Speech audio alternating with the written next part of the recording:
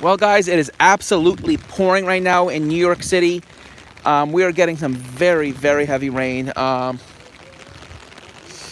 It's raining about, I would say, half an inch to an inch an hour. Um, there's no flood. There's no like flash flood warnings in effect. It's not raining that hard right now, but it's raining really hard. Nevertheless, it's been raining like this for a good 4 or 5 hours now. I mean, there's puddles everywhere. It's just pouring right now, and there's an even heavier band of rain coming in, guys. I mean, unfortunately, this live stream isn't going to last very long. My phone's under 20% right now, and usually when that's the case, it's not going to last much longer. Um, oh man, just look how it's raining hard right now, like really hard. And this is not even the heaviest. There's a heavy band of rain off the coast of New Jersey that's coming right at us. And if you look on radar, if you have the ability to look on radar, especially on radar scope, you'll actually see a swirl in that. There's actually a low pressure center coming right at us, and there's much yellows and reds with this. What's going on right now is only light greens and yellows. This is actually not even impressive on radar what's going on. I mean, it's really heavy too. When that comes in, it's gonna really start pouring, like really start. And tomorrow's gonna be more of the same. There might even be some thunderstorms. We're gonna hit the upper 50s tomorrow in New York City. Boston might get some thunderstorms. In fact, when I was making the weather forecast for South Coast of Massachusetts, I mentioned the potential for thunderstorms tomorrow because I saw that there was some convective activity in eastern Massachusetts. And based on how it's raining right now, I'm not surprised. I mean, this is intense rain. This is not even convective stuff. The convective stuff is still off the coast of it's still around there's some off the coast of New Jersey, but most of it is near the Carolinas, associated with the main area of low pressure, which should come through tomorrow. That might bring some really heavy rain, some strong winds. And then we might get another storm. Well, we are going to get another storm Tuesday, Monday into Tuesday, which might bring some snow.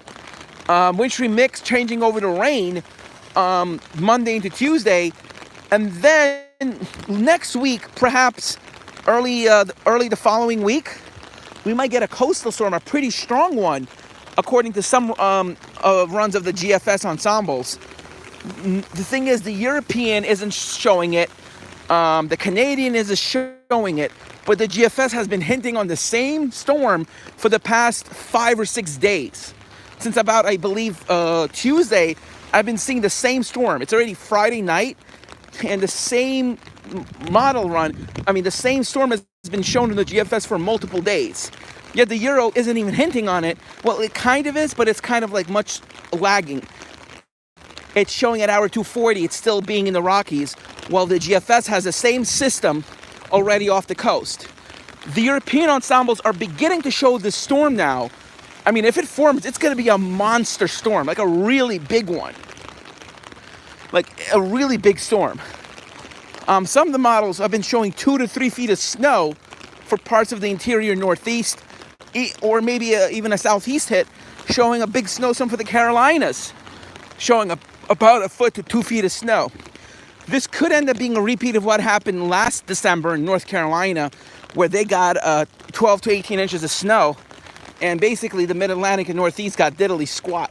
It could be a repeat of that, or it could be an all-out nor'easter, or we might have a really strong area of low pressure, but if it gets detached from some of the cold air, it'll be mostly rain.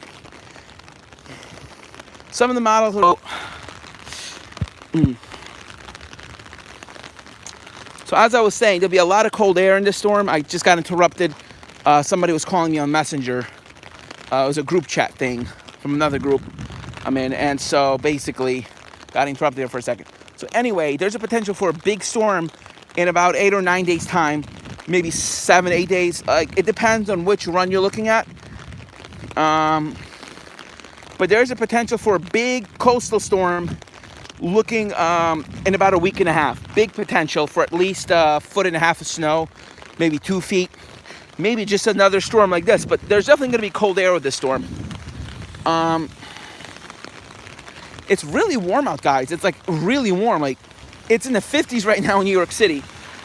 I'm wearing a jacket just because it's raining, but yesterday at this time it was freezing cold out. It was like in the 30s, and now it's actually in the low 50s. We're about 20 degrees warmer than we were at this time yesterday.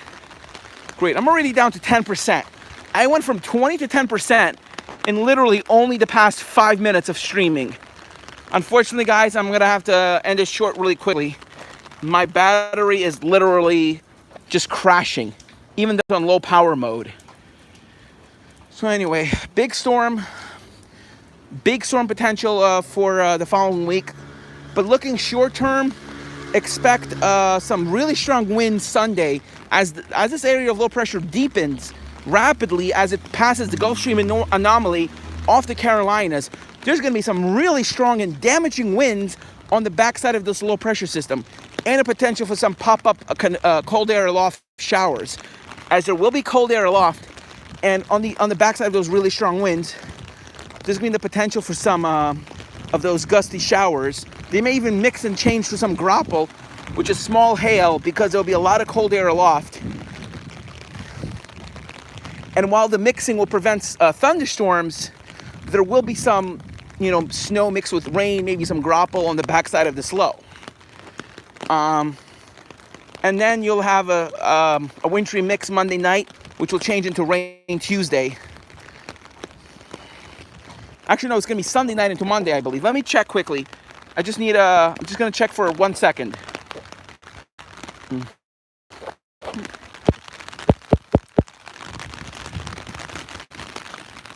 Yeah, guys, I checked.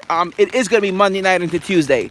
New York City should have some snow at the onset, which will quickly change to a mix of some sleet and freezing rain, which will then quickly change over to rain. Depends on how far north or south the low pressure system goes.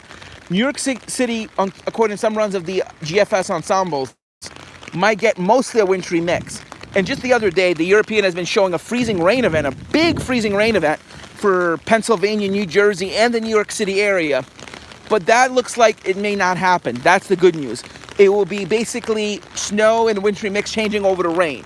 So that's some good news. We're not going to have to deal with a major crippling ice storm, which would cause a lot of problems for everyone.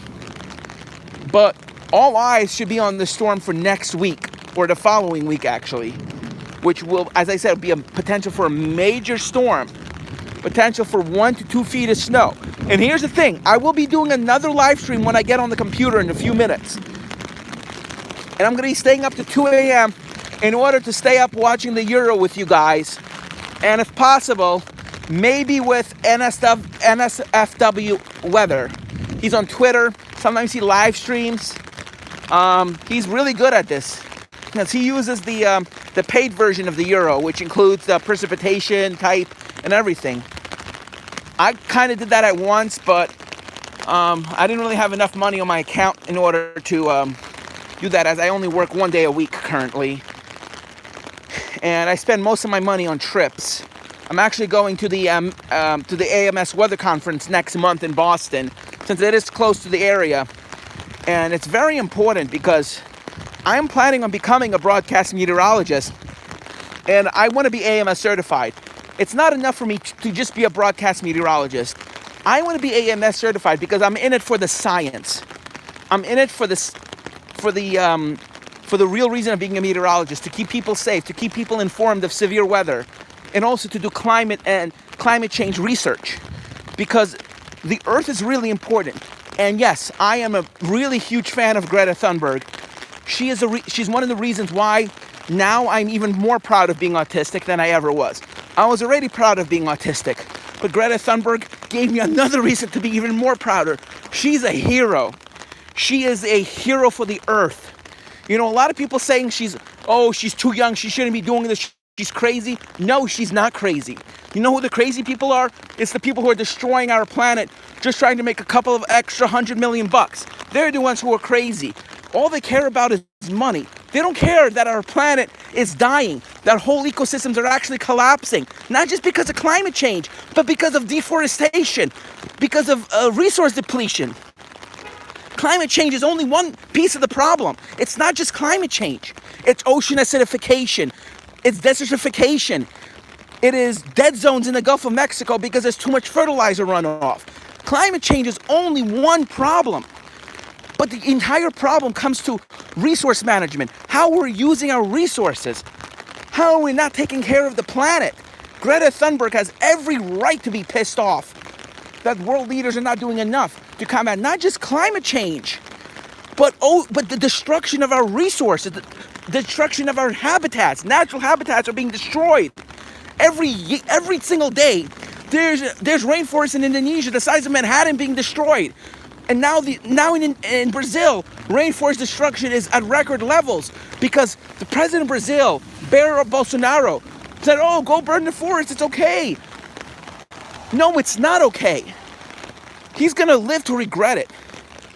He just let half of the Brazilian rainforest burn, all because he wants to show that he supports the farmers. The farmers.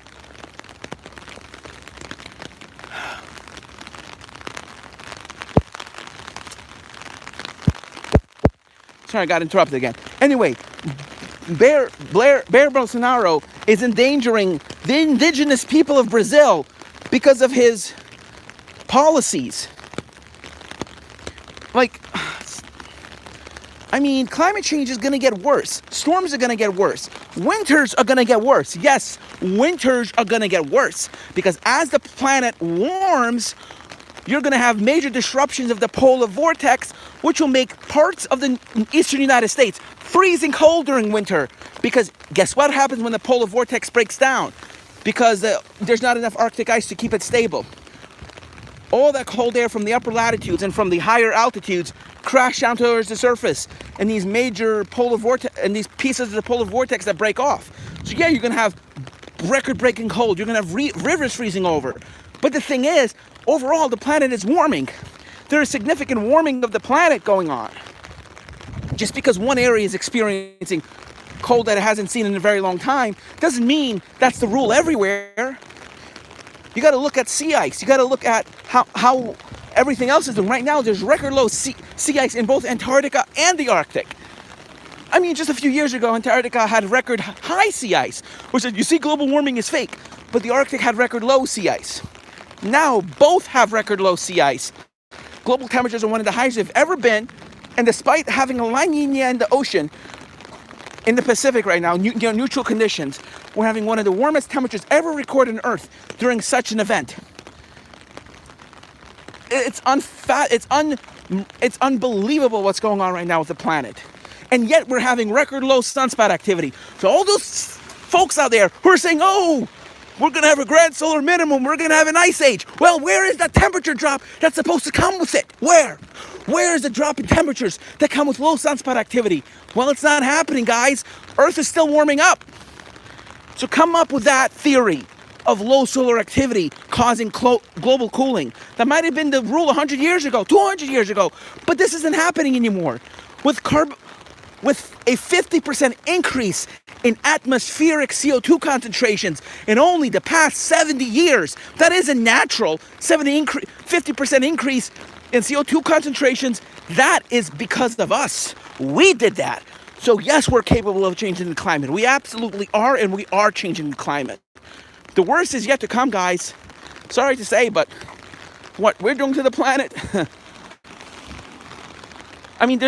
it's one thing to cause a 1% increase in CO2, but a 50% increase? 50%? 50%? Oh God, that's huge. If it weren't for us, CO2 levels will still be in the 200s.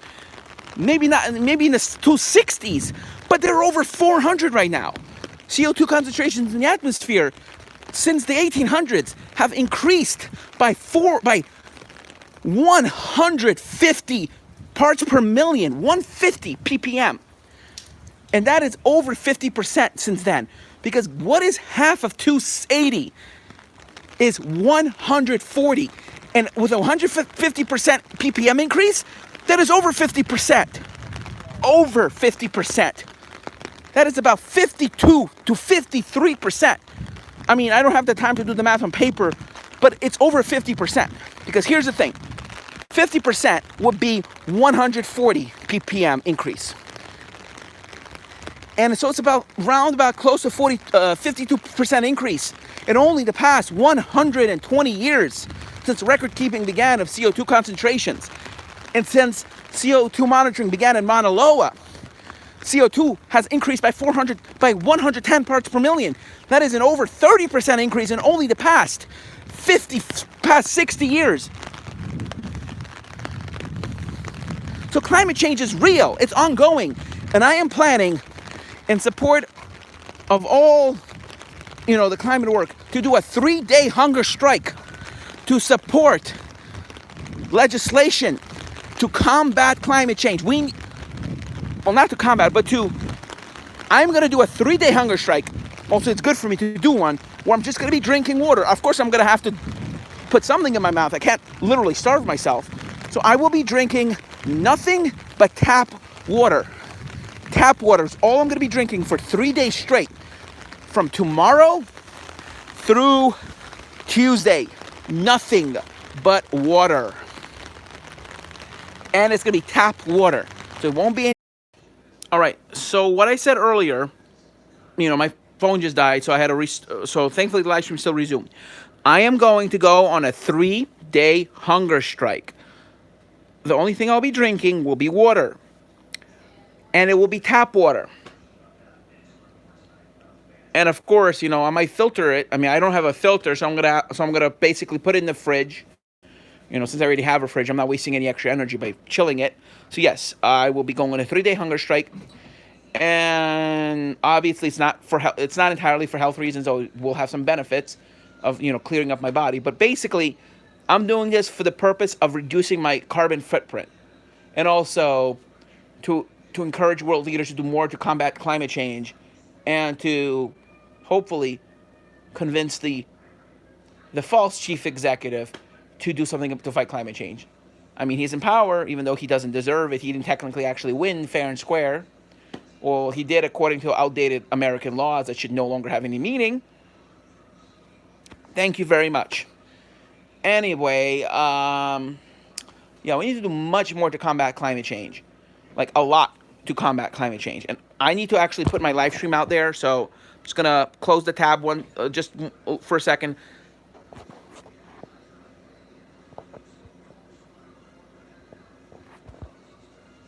I'm going to try to minimize the tab, though. Wow, 2 likes, wow. So as I said, I will be doing a 3-day hunger strike. Okay. I will be doing a 3-day hunger strike starting tomorrow morning all the way through, I either believe Tuesday morning or Tuesday afternoon. I still haven't made the decision if it's going to be 72 hours or longer.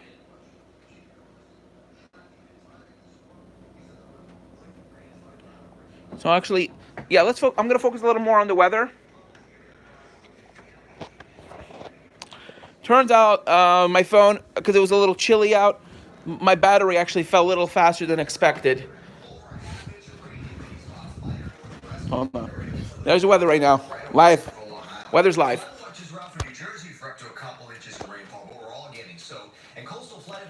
There's a severe thunderstorm watch in Pennsylvania.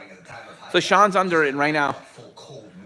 Several rounds of heavy rain overnight. 1 to 2 inches on average. Local amounts could actually go to 3 inches, especially on the island of Connecticut. And that rain will obviously lead to street flooding. It already is. The rain tapers by daybreak. That's a little different than we told you earlier in the evening. Thought maybe it would take till 9 a.m. Now I'm thinking more like daybreak. It does stay showery, but nice and mild tomorrow. We've avoided the freezing rains right now. Now that we're well above freezing, we're seeing 50s along the coast. Yeah, look, there's even heavier rain coming in. Look at this. In fact, rainfall rates in southern New Jersey are 1/2 inch to 1 inch an hour. Yep. So remember, we could double our rainfall in New York City in about an hour.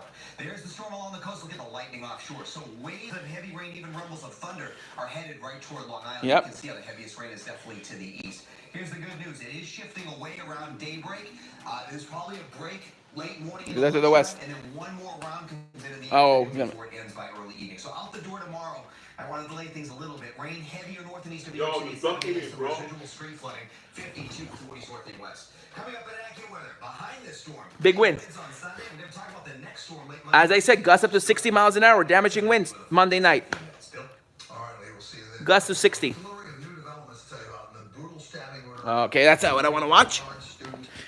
Test majors. In addition to 13-year-old boy now charged with murder after he was seen on surveillance video in the park. New York cops are also questioning another. So anyway, as I said, I'm going on a 3-day hunger strike from tonight. Well, from basically now until Tuesday. I'm debating whether I should like maybe eat something or eat nothing. I don't know.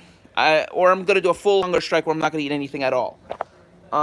This is all, as I said, in the support of fighting climate change, or fighting not climate change but resource destruction, the destruction of our planet.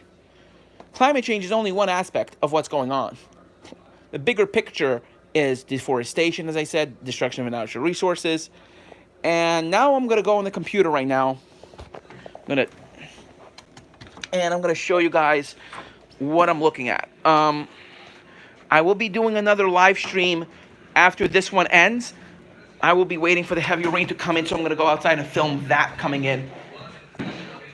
Because when I was outside, it was already pouring outside. Like, it was really heavy. And that's not even the heaviest rain, as you saw Lee Goldberg on ABC7 showing a really heavy band coming in from the south. Alrighty.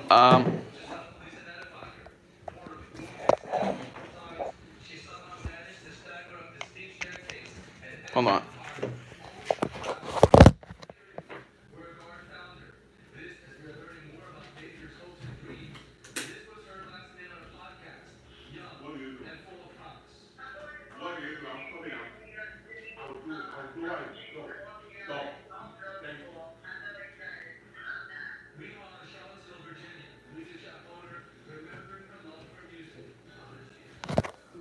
Alright, so now I'm going to, as I said, I got accepted to Stony Brook, as you can see. The undergrad, see? I'm starting classes actually next month. I'm actually going to do double classes. I'm going to take some classes at LaGuardia Community and some at Stony Brook. Basically, I'm going to be taking physics at LaGuardia Community College while taking taking meteorology classes at Stony Brook. So this is actually this morning's run of the GFS, which I loved so much. Oh yeah, basically there was this girl who was shot. Well, she was murdered, and basically someone in Charlottesville was remembering her. It's not about what happened in Charlottesville last year with those Nazis. It was something else entirely. Anyway, I'm going to be showing you guys. This is the last night's run of the GFS. So, you know, big snowstorm. This run had a massive storm. I mean, look at this, guys. Look, you got all these low pressure centers rotating around one another. Just incredible. I mean, and then actually it's bringing some warm air. I mean, cold air initially, then, I mean, what this model isn't hinting at is that of dynamic and evaporational cooling. Basically, as the low pressure center intensifies, it should bring cold air down it should create its own cold air. This model isn't showing it. This one is showing cold air being pulled down from the north, but not it creating its own cold air, which usually happens with such strong storms. As you can see, 850 millibars.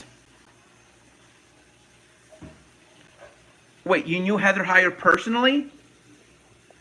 You personally knew her? Oh, wow. I was actually going to go to Charlottesville with World Workers' Party. I was actually going to go with them, but I had class, so I couldn't go. I was actually going to go, and my parents didn't let me go, to be honest. I mean, guess it's a good thing they didn't let me go, because I could have got hurt, but I was there in solidarity, guys.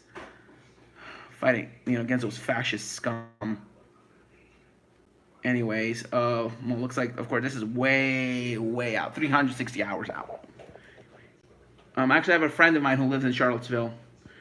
Her name is actually Christine Weston Chandler. Chris Chan, but... Oh, wow.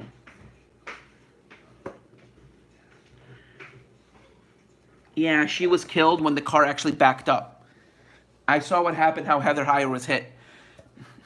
What happened was, after the car hit the protesters, he backed up and ran her over from behind, and she was thrust forward into another car. That's how I believe she died. It wasn't the first impact. It was not when she was hit from front. is when she went in to confront the driver after he ran over the first crowd of people. He very quickly backed up and hit her from behind. I believe that's what happened. She was trying to stop the driver from hurting other people, and she died doing that. Basically, she got a baseball. I don't know how. I think she was trying to stop him, and he quickly backed up on her, and that's how she unfortunately passed. She was ran over, and from what I saw in the video, yeah, Charlottesville is an awesome, because they were actually musicians. The friends who knew that girl that I heard on the news. Anyway, I want to change gears again and talk about the upcoming storm. It's really, really powerful storm. I mean, thing is, there might not be too much cold air to work with. And I'm looking at the latest run of the GFS. Let's look at 850 millibar temps right now. Oh yeah, it's gonna be rain. I mean, look at that. That's 5 degrees Celsius. That's in the 40s. And let's look at 925 millibar temps. Oh, really warm. It's gonna be in the 50s. It looks like this run has a. It's gonna be in the 50s. Yeah. So might start at some mix. Yeah, it's gonna be really warm in New York City. It's gonna be like in the mid to upper 40s, and then.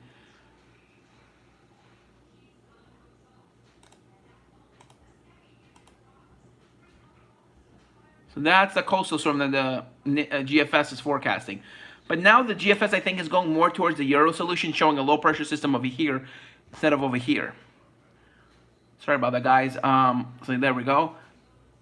There's the first low. So see, big difference between the 12Z, 18Z, and the 0Z. So there, 12Z. So 12Z, 18Z, and 0Z. I mean, look where this low is here. Very far to the north. Let's look at precipitation. I mean, looks like something's trying to develop here, but so let's look again at let's look here. See, there's a little precipitation here, but completely different. Like, let's look at the difference between the 12Z and the 18Z. Big, see, there's a low pressure system here. See, 12Z. Look at that. I mean, I don't know how that would change it. I mean, this low pressure system here would change a lot, I think. It would probably mean the low pressure system that was supposed to go here is going to go much further to the north.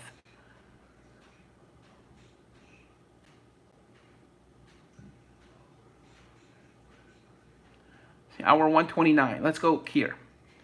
See this big ridge here? And this low pressure system kind of destroys that ridge. See, 18Z. You still see that ridge there. So it's definitely showing a completely different track. Let's look here, 12Z. Let's look at 850 millibars. 12Z. Actually, no, 500 millibars. I'm gonna look at 500 millibars. There, you see this low pressure system here. Oh, hey, thanks. 12Z. Big difference. 12Z. 18Z, and now 0Z. Look where the 0Z is. Look at the difference between the 18Z and the 0Z run. Just look at that right here. See that low right there, that little dip in the jet stream at 500 millibars? Look at that dip. Look where it is now. All the way in freaking Wyoming, where 18Z, it was all the way in Nevada, almost down to California, like touching Southern California. Well, at 0Z, it's literally the 5460 line is in Wyoming, where at 18Z, 5460. I mean, the 5580 line is all the way down to SoCal. Well, now, much further to the north. That's going to completely change the track. Let's go now to hour 144. Keep in mind, look at the difference. All the way up here. Completely different track. From here, big difference. Huge difference. Looks like the Euro is winning out here, guys. Big difference. Huge difference. Showing, being from here, big difference, guys. Just huge. Big difference. Huge. Like, Ginormous difference there. Big. The GFS completely has just switched over to the euro.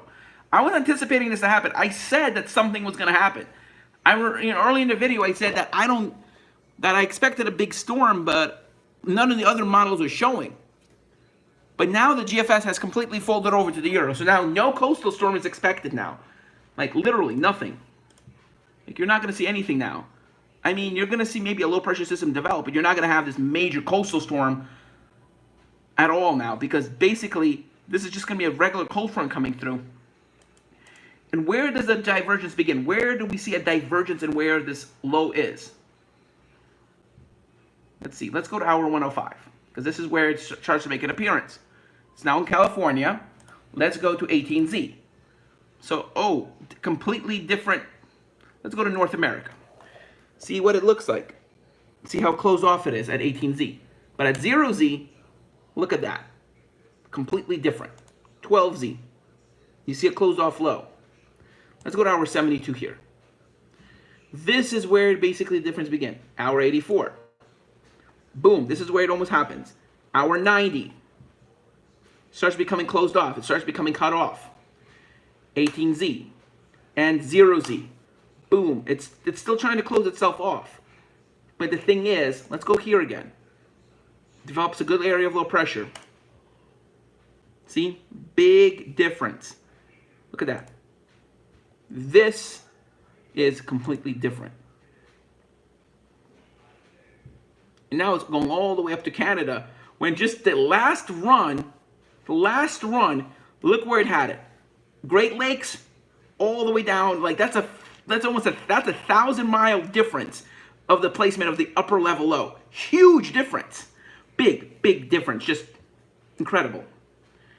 Now you're seeing that low pressure system develop at 18Z. And now, nothing. You literally see nothing. You just see this area, you see this this regular low pressure system going to Canada, and you're having this coastal system trying to develop.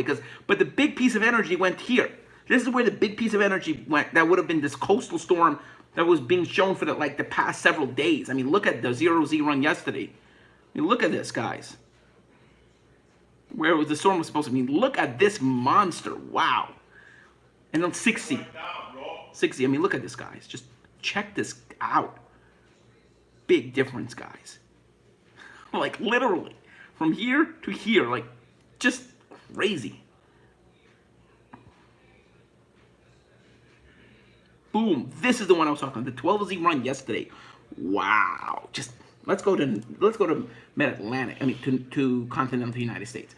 Big blizzard. Just a massive coastal storm. Look at that. Yeah, I mean, look at that. I mean, that's a monster. You know, you're having cold air coming down. Sorry about that. Switch it over. Oh, great. Sorry about that. Just my hand, this hand was starting to have a little tremor. Sorry for the shakiness there. Anyway, let's go to Mid-Atlantic now. And this morning's run of the GFS was just incredible. Look at that. Look at all that heavy snow. Here it's going to be raining, and then it's going to quickly change over to snow. Just look at that. I mean, incredible. Let's go to precipitation type here. I mean, this is a 6Z run. This is a 12Z run from yesterday.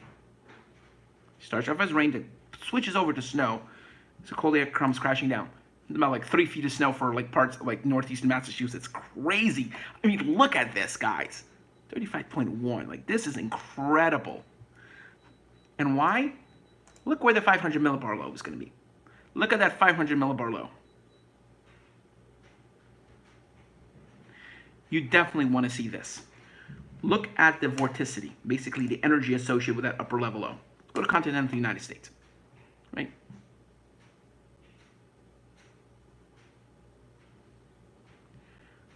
And see, this forces it down, and then bam, just forcing it just up the coast. That's a negatively inverted trough.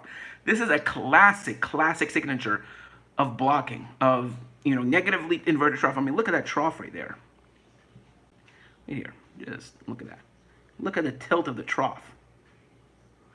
This is a positively inverted trough. This is a regular trough, and this is a negatively inverted trough. This is what you call a negatively inverted trough. This is incredible, guys, just incredible. Let's go to hour 96 and see where this upper level low is. Actually, let's go to where we are right now, 168. Let's go to 18Z run right now. Look at the 12Z run yesterday. It kind of shows a similar thing. Look at that.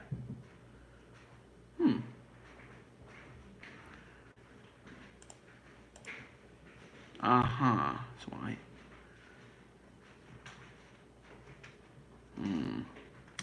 I mean, there's still potential for a storm because the euro has been showing on the ensembles run some stuff trying to form, but definitely different. Like GFS is now showing something completely different.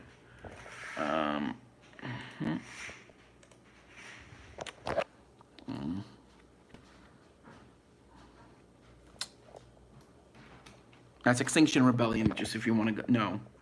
I'm going to believe it. I was going to go to class tomorrow, but I have to go to a training first, apparently.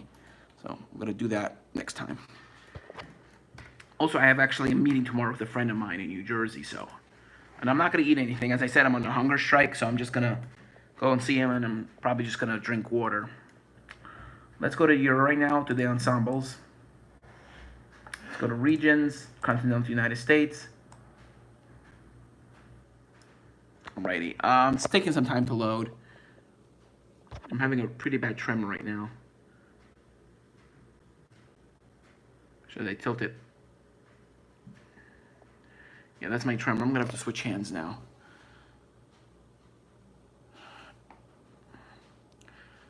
It's probably a combination of fatigue and my benign essential tremor.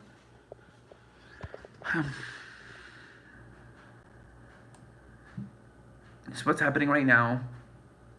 Well, this is where the low will be around 8 a.m. tomorrow morning.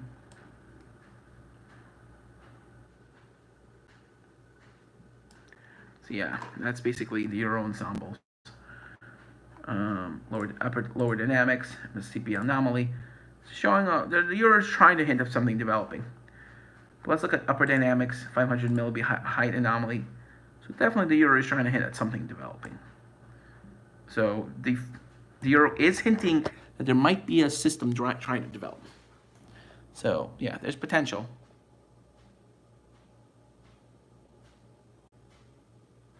Yeah, okay. Yeah, CBD is definitely going to help. I have benign essential tremor. It's basically caused by an overactive pituitary gland. Actually, the pituitary gland is the size of a pea, but the part in the side of the pituitary gland is actually even smaller. It's really microscopic. And that's why you need cyberknife therapy to cure what I have. And plus, it's both hemispheres. I get tremors from both hands. See right now, as I bend my finger in, and this hand is actually really bad right now. As I'm holding it a certain way, as I put my elbow down on the table and hold the phone, this is what's happening. And if I hold it up, it's even worse if I don't put my elbow down. I mean, look at that. I'm not even doing that. It's doing it on its own. I'm going to switch hands. Hold on. Yeah, it's better. Much better. That's why I'm trying to switch it over. My other hand. So anyway, I'm going to try to... It's a little better. Alrighty. Try to do that way. Let's go to Canadian. Go to NavGem.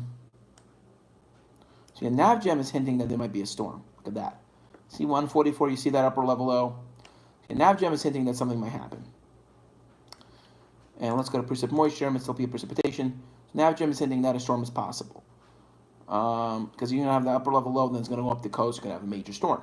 So NavGem is hinting on it. Let's look at the European. Upper dynamics. Let's look at the...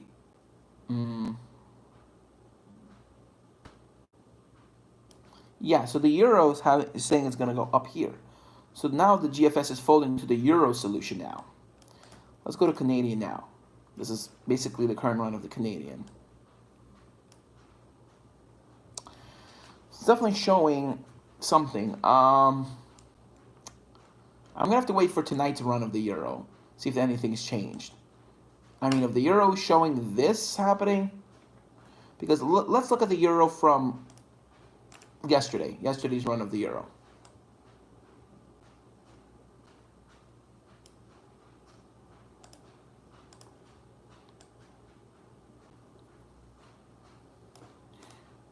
The other euro run, actually. Upper dynamics, 500 millibar height anomaly. This is what I wanted to show you guys. See?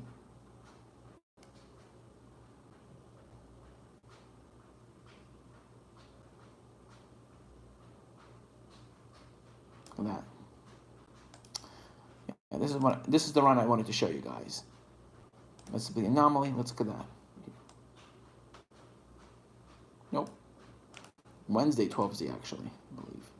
Show you guys. Upper dynamics. 500 millibar height anomaly. Let's look at that right now. Oh wow.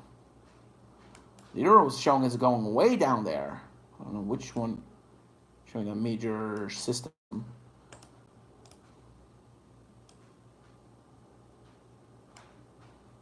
Actually, it was last night's run of the euro. I am so sorry, guys, for... Yeah, this is what's basically happening right now. So different... Well, look at that. Big change from 0Z to 12Z. Because, you know, look at the run yesterday where it had it, and today's run. The euro is definitely changing its movement, so maybe something's going to change. But anyway, let's go to last night's run. Lower dynamics, MSLP anomaly. Sorry, 500 millibar height anomaly. There you see that coastal system going into California. This is what I wanted to show you. Look at that.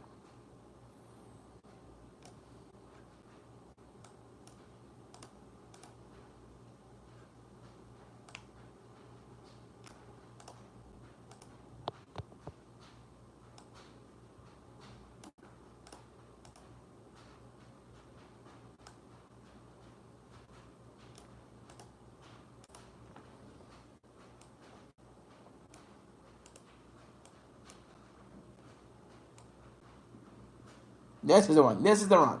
12Z Thursday. Upper dynamics, 500 millibar height anomaly. This is the run I wanted to show you guys.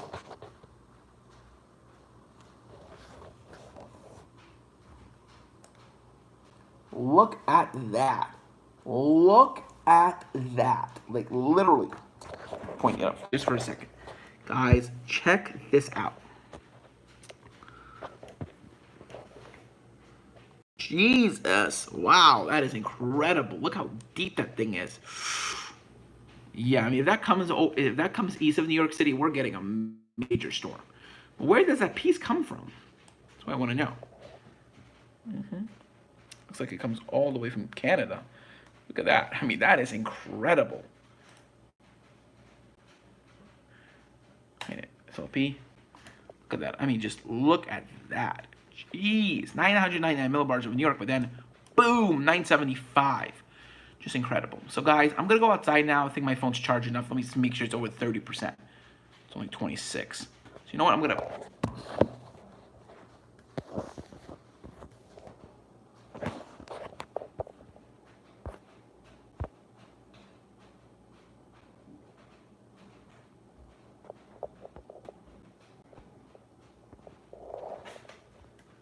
Oops, cancel. There we go.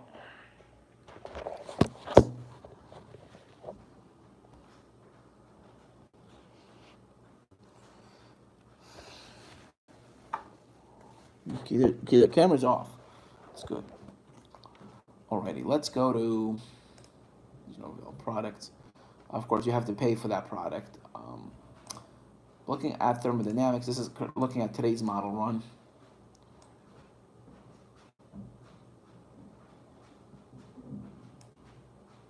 Let's go to upper dynamics, 500 millibar height anomaly. Yep. So basically, exactly what the GFS was showing. I mean, the euro is still showing this happening, but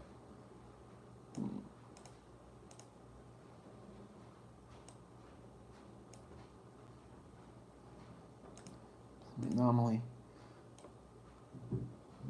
But it's showing it behind this system here, the one we're going to get tomorrow. So as I said, there might be some wraparound precip behind tonight's system. I mean, as it blows up, like, look at that. It's going to be crazy.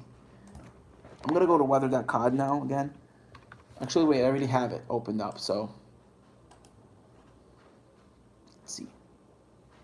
Oh, it looks like not much wraparound. Maybe there'll be some behind tomorrow's system. Yep, look at that.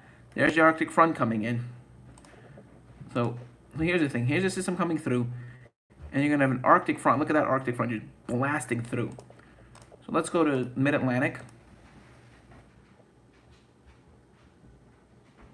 So upper 30, Wednesday afternoon. We may actually have a snow squall come through. There's a potential of some snow squalls coming through Wednesday afternoon in New York City. And there's some of those squalls coming through. There, you see the squalls. Just coming right through. Let's see if it's going to be convective. Probably not. And yeah, there is some convective. Look, let's see. So yeah, there's a potential of a snow squall or two coming through Wednesday afternoon. And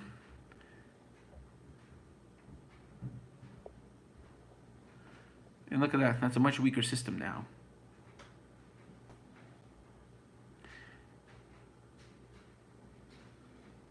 Oh, look at that. Looks like Boston might get some good snows from this, but not us here in the Northeast.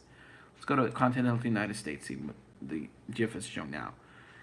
So it's definitely showing a storm. Look at that. It's showing a storm developing. It's still showing a storm, but the placement of it is way off to the Northeast. As, you know, the system is going to... You're going to have different parameters. Oh, look at that. And then it swings south. This is what happens. Yeah. Ah, great. Not again. So yeah, switch my hands over. Righty.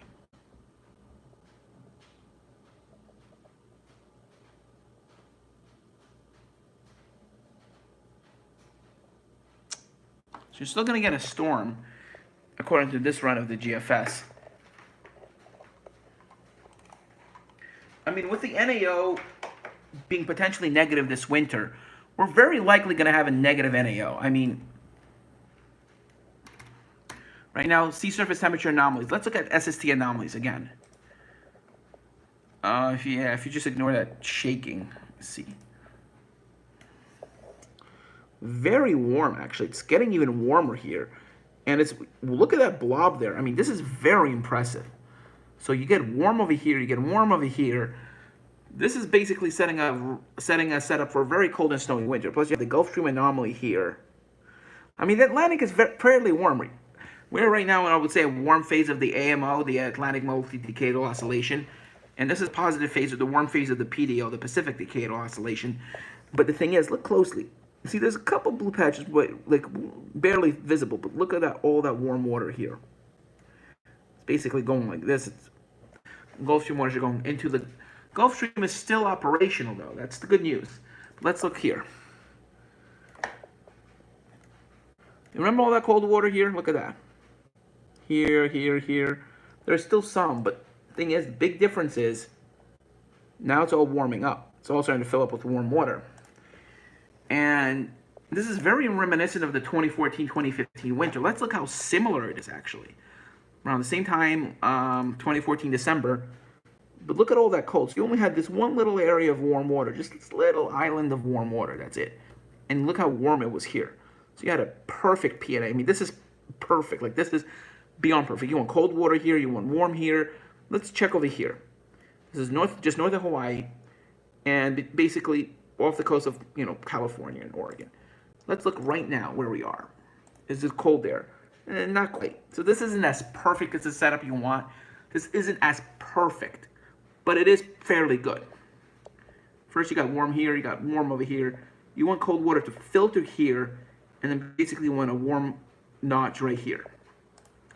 Basically, the same thing happened in 2013-2014 winter, though it didn't become as pronounced until 2014-2015. But 2013-2014 winter was very cold nevertheless. Very, very cold. Actually, the days are the same, so look, 12th.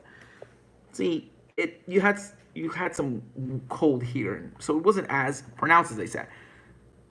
But the thing was, you were getting some warmth over here. As we go towards the end of December, it became more pronounced. Um, Thing is, I am aware of global dimming. I've heard of it, but actually, there's just so much CO2 in order to compensate for the global dimming effect of aerosols. Just too much CO2, just way too much. But it didn't become apparent until February of 2014, when we actually had all those storms. In February of 2014, we had some pretty impressive coastal storms. In fact, very cold snows. We were having snows with temperatures at 10 degrees Fahrenheit with heavy snow in New York City. There was one morning in January, like it was, let's look, middle of January now. Basically having this setup. See how cold the waters were here?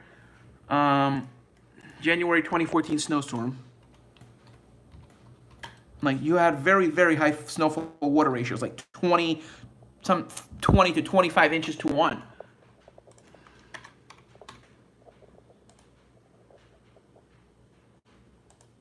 January 28th to 29th with winter storm.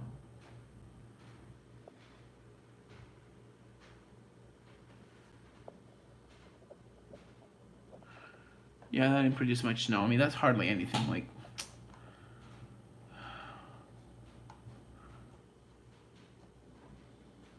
yeah, you know. January 2014, yeah, this is the one I was talking about. January 2014 North American blizzard.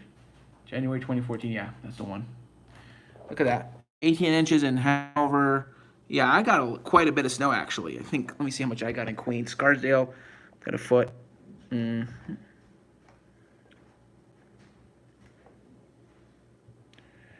was a bomb. That was blizzard. Yeah, quite a bit of snow hit.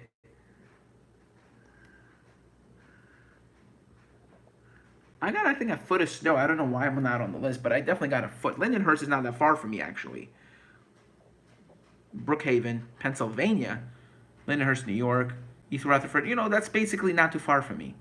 See if anything in the local area. North Babylon. I work in Babylon, 14.5. Basically, as I said, I got about a foot.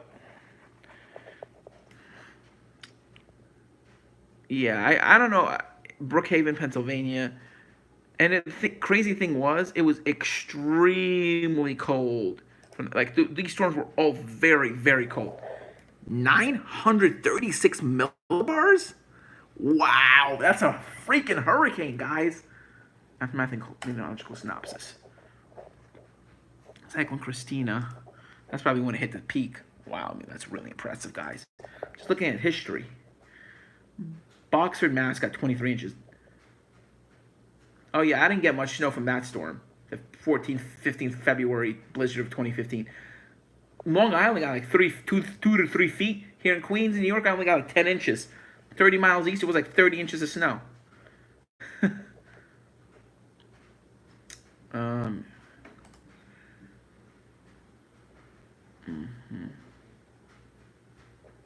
Anyway, temperatures were in the teens. Let's see what day it was. January 6, 2014. January 2nd. Let's see. You know what? I'm going to go.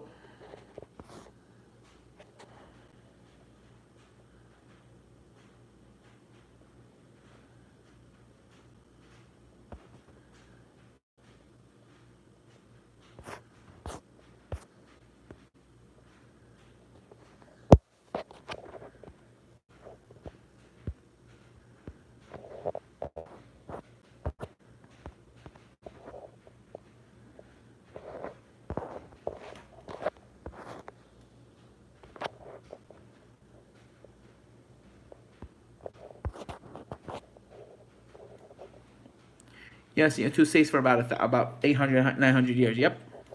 But let me go now to Weather Underground and show you what happened in New York City when the storm hit.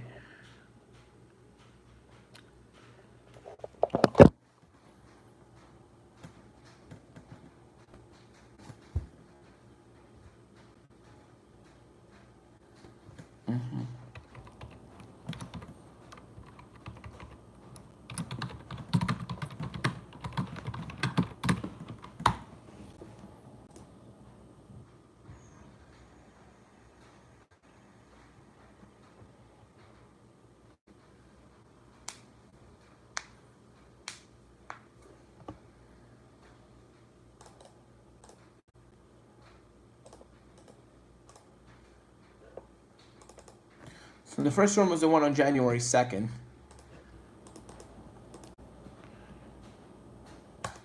Early January nor'easter. And then we had the one on January 22nd.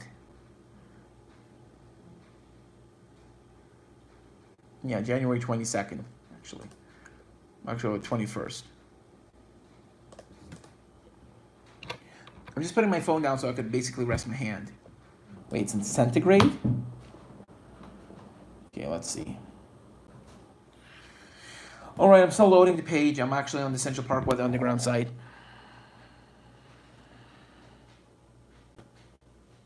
Yep.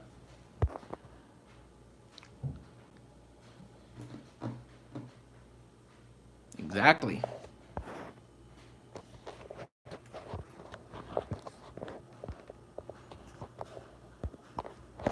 Hold on. It's taking so long. Literally, this is taking really long to load. Should have loaded by now, I swear. There we go. I think I just had a... Let's see sunspot activity. 266 days. Let's see right now what... Oh, 267.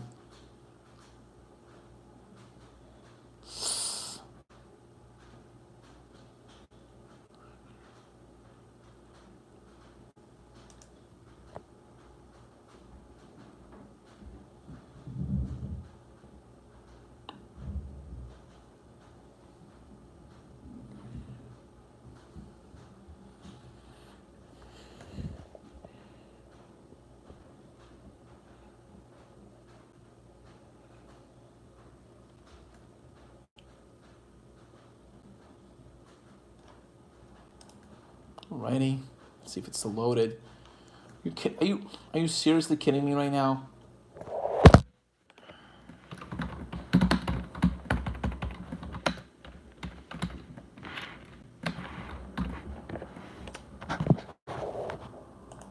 Park history. Yeah, this is what I... Not found.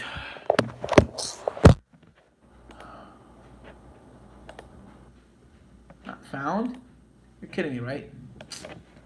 What, did Weather Underground stop keeping history or something? All right, no. And now it's at LaGuardia Airport instead of Central Park, I guess. Let's go to January 6th, 2000... January 2nd, 2014. This is the day I want to keep records for. There we go. The precipitation, 21 degrees with snow. See, it was cloudy outside. Cloudy wind, had strong northeast winds, temperatures in the 20s falling into the teens. Actually, it was already snowing at this time. Let's go to January 3rd now.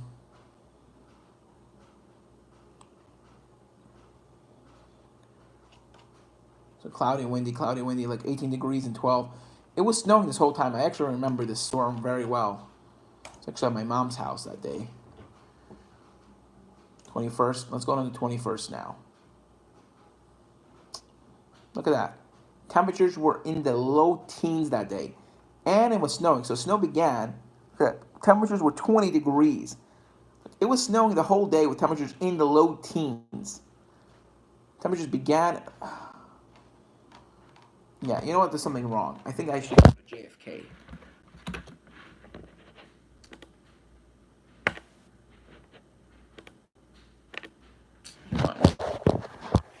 That over.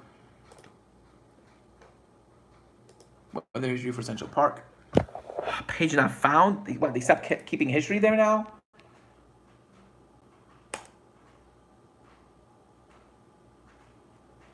There we go. This is what I want to do. There, KLGA. Yep. Now they only do LaGuardia.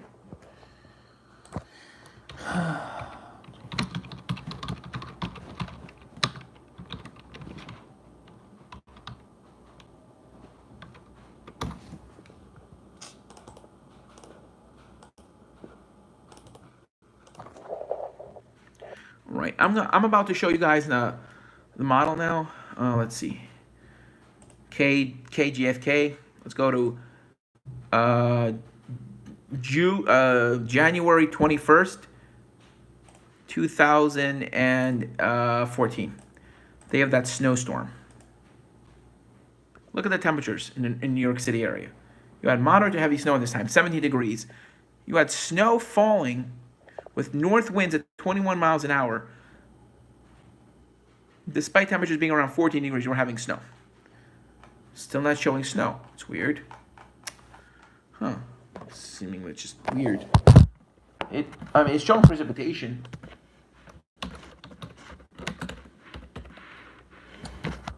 I'm just gonna go to New York. KEWR? Man, always giving me airports. I don't want airports. August, let's see, January 21st to Monday 14. Only show me cloudy if it's cloudy, but nothing if it's precipitating. Look at that. Cloudy, windy, cloudy, windy, cloudy, windy. Yet it's showing precipitation. It's showing stuff falling down. Temperature around. You know what? I'm going to go to Iceland. No, I'm going to go to Babylon now. Not Babylon.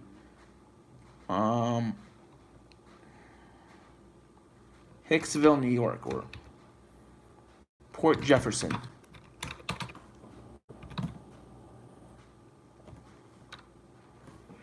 Port Jefferson Station, New York, which is pretty far out on Long Island. And again, they're giving me Iceland. They're giving me freaking airport conditions. Man, I don't want airports. See, here they're showing rain. Yeah, I'm going to January 2014. Only show me it's cloudy, cloudy, cloudy, cloudy. Not even showing me if it's snowing or not. Of course, next day, let's go to 22nd.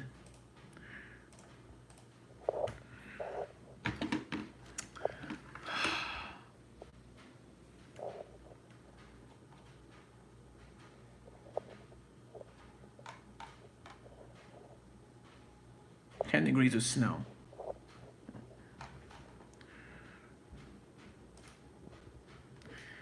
Anyway.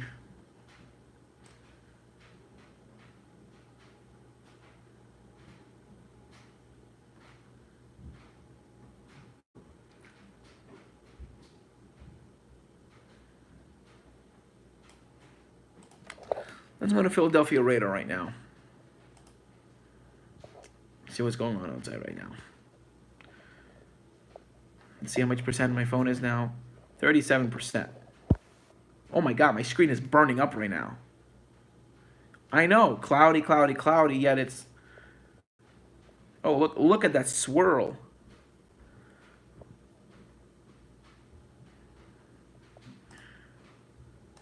Look at the velocities.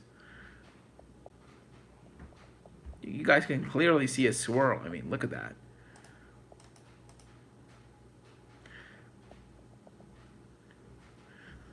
Hold on, let's see something. I'm going to go now to JFK Terminal Doppler Weather Radar because as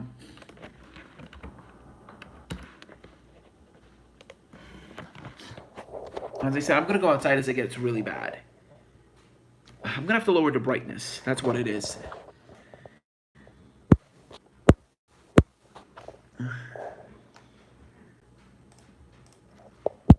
Look at all that heavy rain coming in. I mean, look at this. I mean, there's even going to be some strong winds with this. Look at that. You could actually see a little bit of some wind.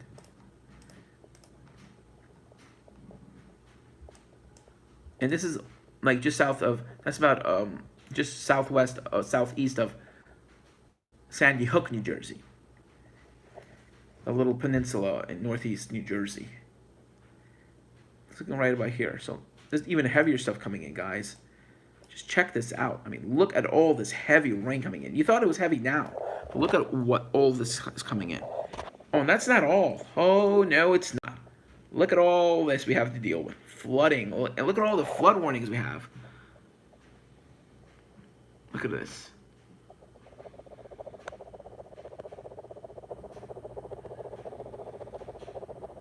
Oh. Every time I put my elbow down, this is what happens. You just saw how bad my tremor got. Sorry. I think it's better if I go outside now. Now I'm up to 38%. You know what? I'm gonna put my phone down for 5 minutes. I'm gonna get my. Don't leave because I'm only gonna do 5 minute break, just to let my phone rest a little bit.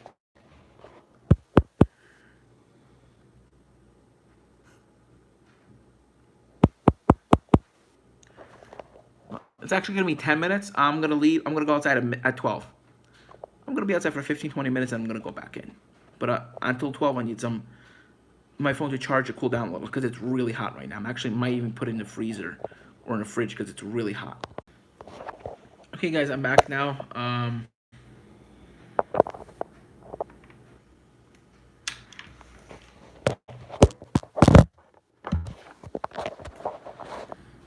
Well, actually, I'm temporarily back. I still got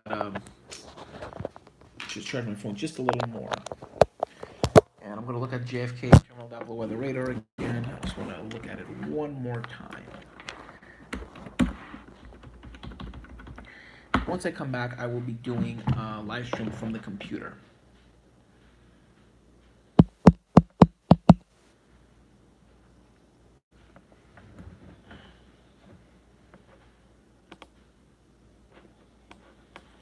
Here's this really heavy band of rain approaching. Yep, so I'm back now. I'm gonna just put the stream out there.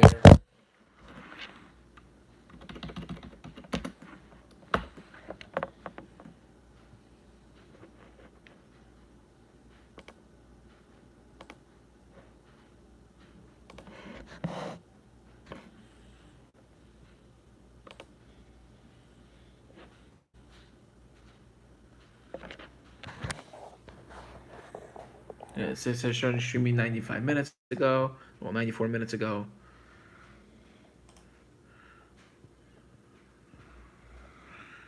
So let me just share the stream. See if I could get that camera effect going on.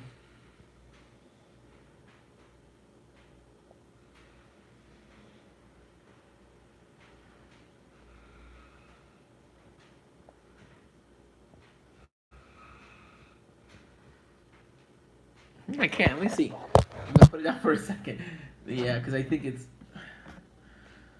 Alrighty. Let's now. Boom. Okay, let's do that. Let's see what we do.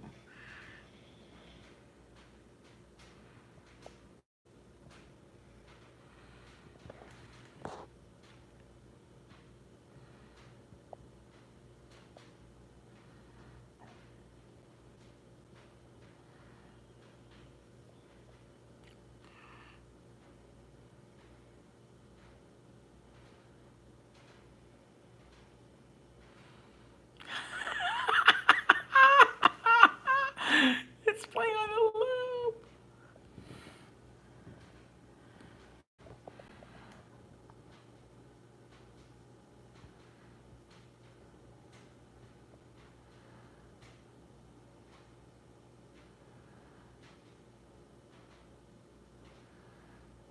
Yeah, I don't think I should be doing that right now, guys.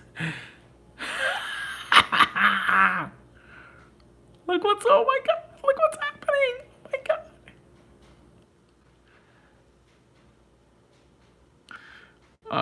Look what's going on, guys. Literally, look what's going on here. Just, oh my god. Nice. Oh my god.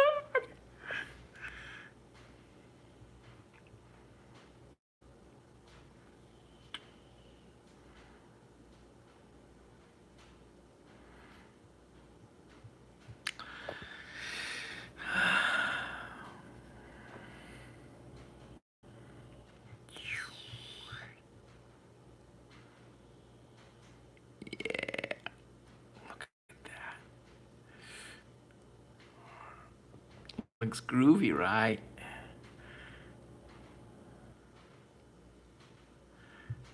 Thanks, Dale. Hey, it's Dale from Store Amateur Storm Trackers. Anyway, I gotta do more serious stuff now. Actually, now I'm going outside. Let's look at the terminal down below the radar now. Of course, this is now more serious stuff. Oh. Dale, how is everything in PA? What's your weather condition like there right now?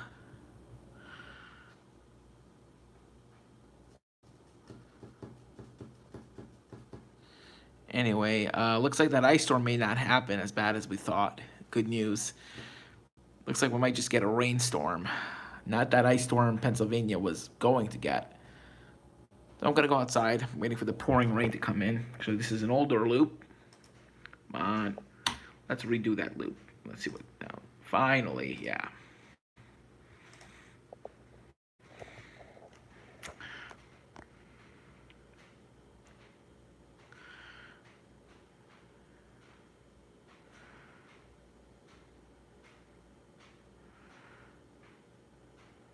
Yeah, I think that's good enough.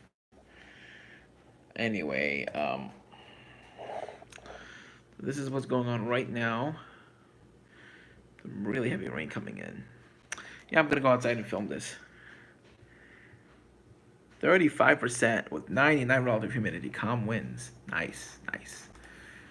Alrighty. Looks like the Canadian though. Let's look at the Canadian. The current run of the Canadian right now.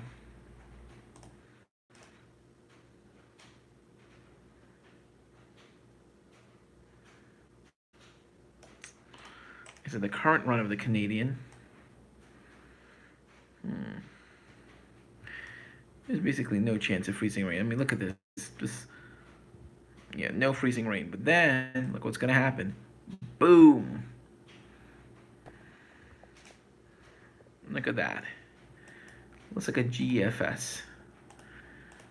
No, well, let's look at weather on the ground from weather.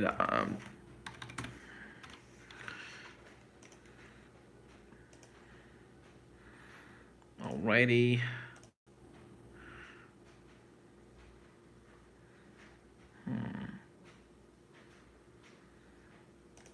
Snow accumulation.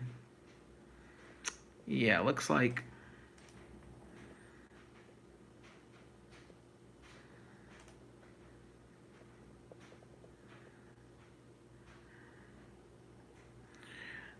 I mean, you're still getting a couple runs of the GFS that are trying to show a storm, but most are not anymore, guys. So, wow. I mean, the ensemble member 5 shows a sandy-like track. Ensemble member 5. Look at guys. Look at this run right now. Ensemble member 5. Remember Hurricane Sandy? Boom. Look at that. So you might have to do U.S. for this. Continental U.S. Hey, you guys remember Sandy, right? Watch this. Watch this here. Boom. And look at that. Look at that right here. See this right here, hour 2:16? Watch that. And then makes a left-hand hook right into New England. You see that there right now, right? Wow. And then it just backs away. And then another coastal storm comes in. So you get bam. So you get hit by one storm and then immediately followed by another. Just two back-to-back storms. I want this run. I am begging for a number 5 run. Ensemble precipitation accumulation. Let's go to northeast. So ensemble member 1, first one, and then the second run. Wow. I mean, just wow. I mean, let's look at the snow. I don't know how much that's going to be. Probably quite a bit. So ensemble member 1, the first ensemble. So mostly rain. And then the second one. Boom. So the first ensemble is mainly rain.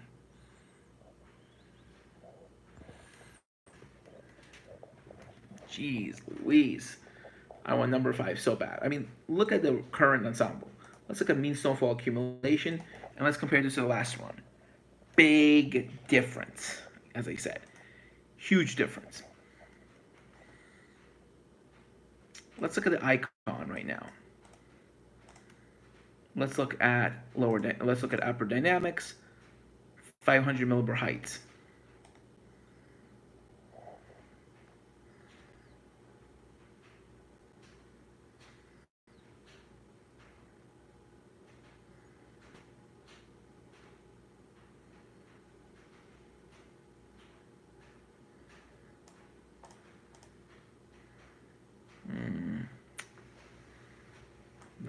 much, guys.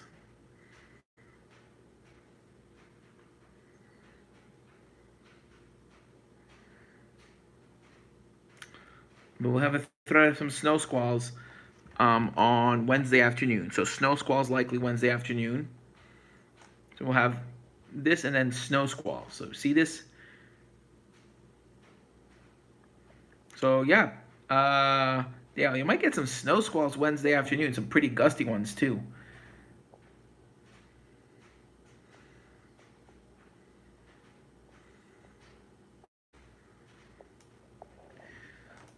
Let's look at NavGem,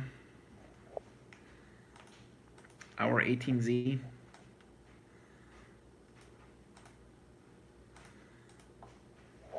Let's look at that.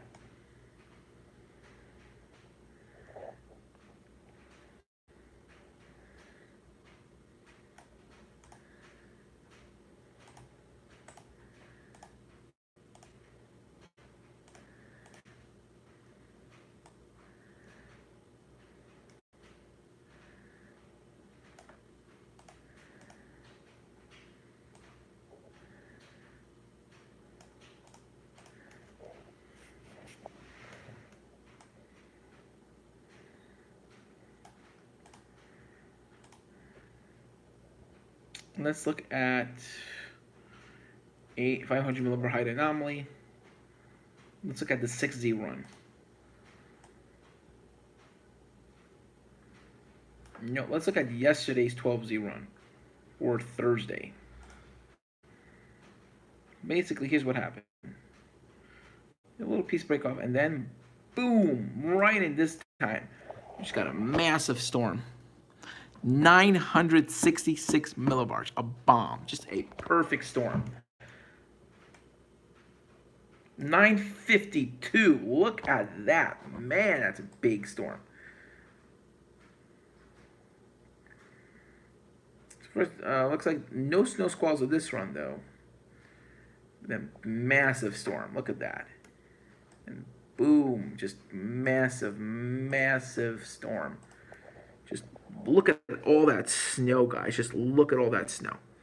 Let's look at regions. I mean, this is, man, look at this run. I mean, look at this, guys. And yeah, the NAO is going negative. I just checked. The NAO was supposed to be positive. It's going negative. The PNA is being neutral. The AO is going pretty negative, and the AO is going, NAO is going outside neutral to negative.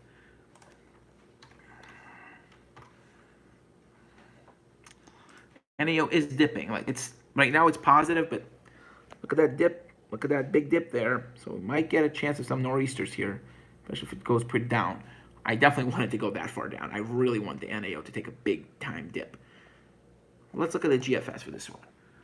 Holy crap, guys. I mean, look at all the snow.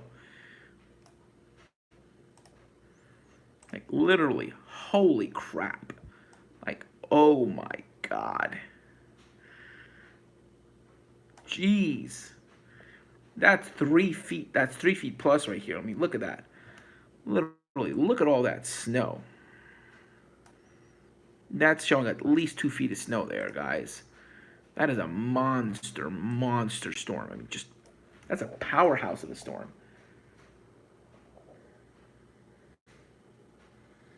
And that's looking December 12th. No, that's December 22nd. So yeah, that's a big storm. Really powerful. Let's get precipitation type. It should be snowing by now because here's the thing. You see this blue line? We're west of it. Therefore, it should be snow. Thermodynamics, 850 millibar temp anomaly. Or 850 millibar temps. Again, snow. You're getting 850 millibar temps. You're going to have dynamic cooling. You're having north winds. 2 millibar temperatures. Yeah, that's not correct. You're going to have very cold temperatures with this. First of all, you're going to be having really heavy snow. I mean, this is looking at the 12Z yesterday. Let's look at the 6Z today. I mean, I really like the 6Z run, by the way. Today's 6Z. I mean, I was in love with today's 6Z run, guys. I mean, look at this. Just look at it. Oh my God. Look at that area in Pennsylvania. 32 inches of snow. And now nothing. I'm all the way up to hour 384. Nothing. Like blank. Yeah, now I'm going outside.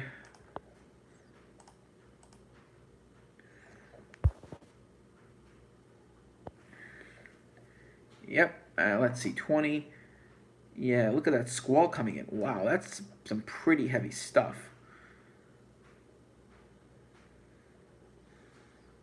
It's still raining pretty hard out, but it's... So the winds right now are from the east. We're having east-northeast winds. Let's see the winds right now. See this right here? That's the direction of these. We're having east to northeast winds right now coming out. We're having east to northeast winds. You're still having east to northeast winds, so you're still having winds coming out of this direction, which means the low pressure system still has not passed us yet. Let's go out. Where is that low? It looks like it's situated somewhere over here. And that's why we're still in the 40s. Actually, New York City says 55.8. That's weird, we're having northeast winds. Okay, let me update that again. I will be staying up for the Euro run, though, guys. I think my phone's up to 60%. Yep, 64. So, yeah, I'm going to be going out now. Just waiting for that little squall to hit. I mean, it doesn't look that impressive. That's actually a ship. You see that dark red dot there? It's actually a ship. You could actually see it's actually moving south a little bit. It's actually a cargo ship. So this stuff is moving in pretty quickly from the southeast. There's a cargo ship. There's another one out here. This one's moving south, and this one's moving north. You can actually see the cargo ships on radar. They're big enough that they have their own radar signature, guys.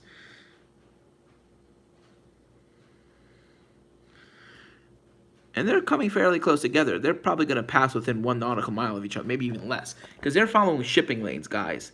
These cargo ships are following shipping lanes. And the thing is that the mass of the cargo ships are high enough that the radar from JFK can pick them up.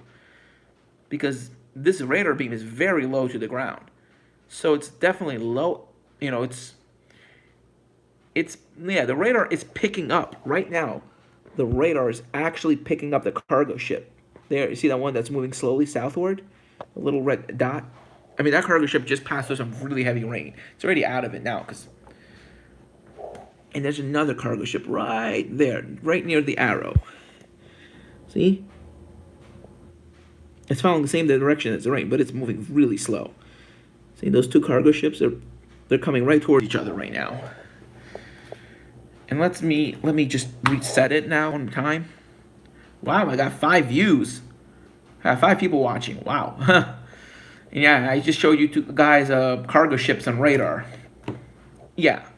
Apparently, the terminal Doppler weather radar is actually low enough to the ground that it can actually pick up cargo ships. Isn't that impressive? And literally, we're dealing with a downpour right now. This is actually where I live, and I'm right on the edge of a really heavy downpour. I mean, this is even heavier. This is a really heavy downpour coming in. This is going to be some really heavy rain. And there's more coming in, too. This isn't all. I mean, this is a whole train of rain. We're having our own little Pineapple Express here. And if you guys know, Pineapple Express, usually California gets tons and tons of rain from it. It comes in from Hawaii. Well, guys, look at the radar right now. You guys are going to be like, wait, that's New York City. I wanted Philadelphia. All right. I mean, yeah. Islip is like, Upton is just getting drenched right now. Like, it's totally getting drenched. Come on, load. There we go. Look at all of this rain coming in. I mean, just look at it. It's a whole just train of rain. You can actually see it rotating around the area of low pressure. If you look close, you can actually see a bit of the spin, like in this area. I mean, just look at all this rain. Let's go to Dover. Let's see if the train ends. Because, you know, Dover looks like, south of Dover looks like it was letting up. Does it let up south of Dover? Let's see. Come on, load. Nope. No, it does not. It does not let up. It looks like it lets up maybe south of D.C. Let's see. Does it let up south of D.C.?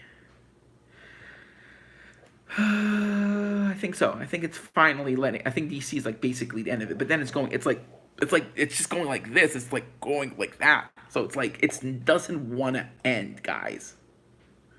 Like we're literally in a train of rain right now. Like literally, we're just in a freaking train.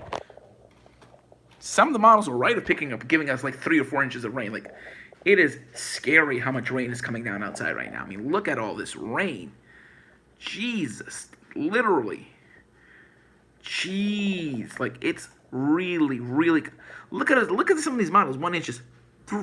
Look at 4 inch amounts. Isolated 4 inch amounts out there on Long Island. Like seriously. And look at the nest, at the NAM nest. The NAM has this low pressure center, which I actually think is kind of further to the west. Because this low pressure system, I think, is further to the west than expected. And look at all that rain that's going to go over Long Island. I mean, look at that. 2 inch amounts. Jeez. Let's check temperatures for the next.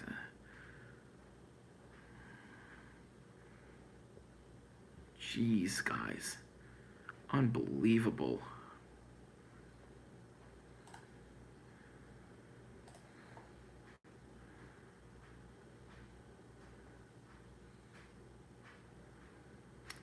Looks like the NAM wants to forecast freezing rain. I don't think that's going to happen, guys. I don't think we're going to have freezing rain, but look.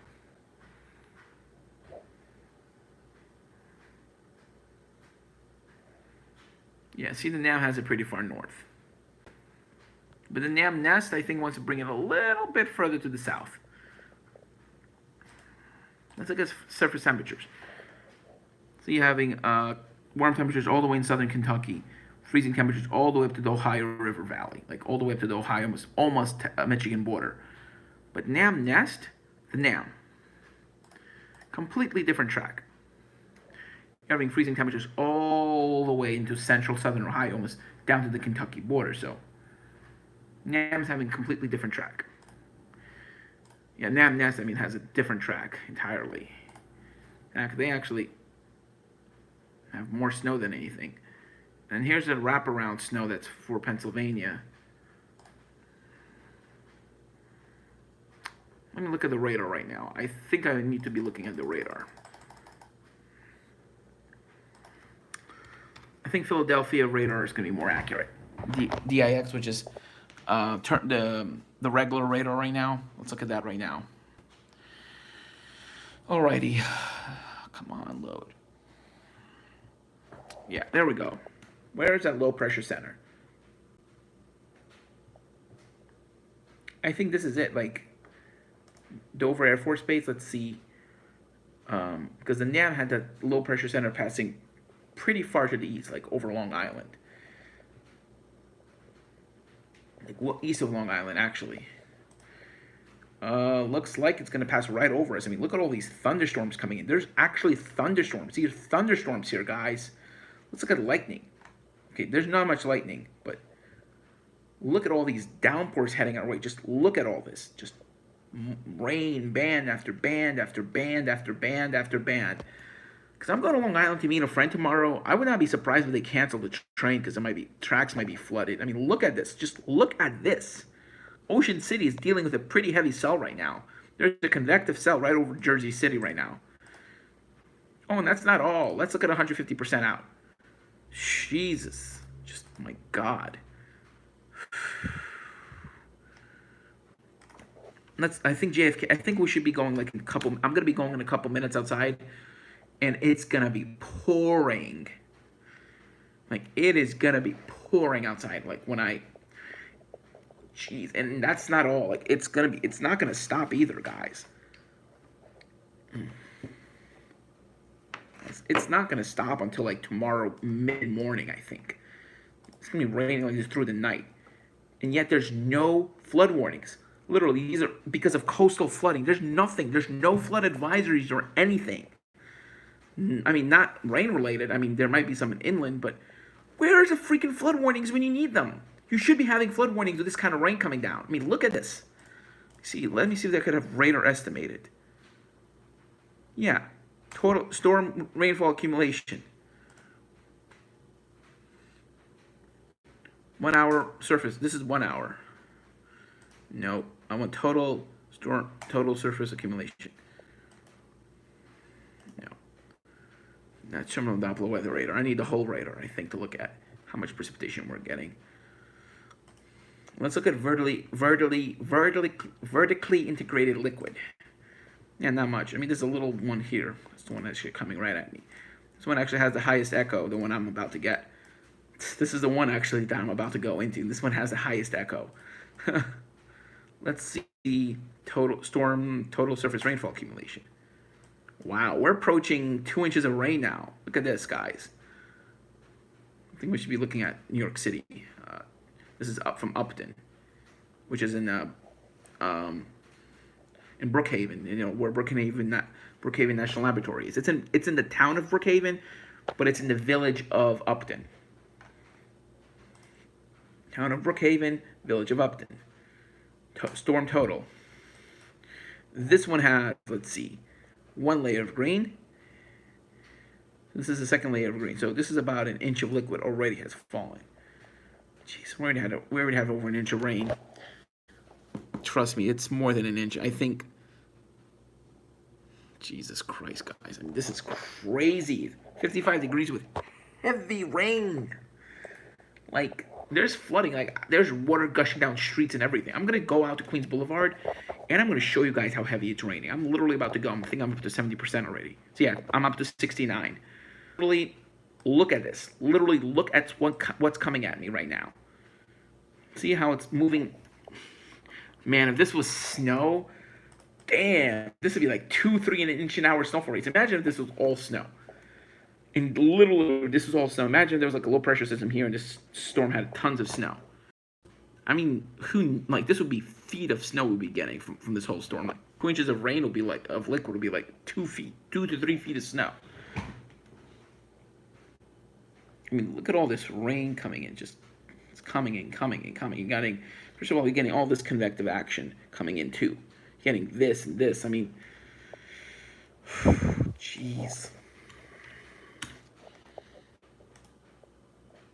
I mean, the thing is, you're getting a northeast wind coming in with southeast coming, with cells coming in from the southeast. I mean, there has to be some rotation. I mean, there has to be. Jeez, no, there's none. I mean, there's nothing on radar that indicates that there's any rotation. In fact, the only difference is here there's an southeast wind. I mean, northeast wind. Here there's more of a southeast. I mean, there's a little kink in the winds here.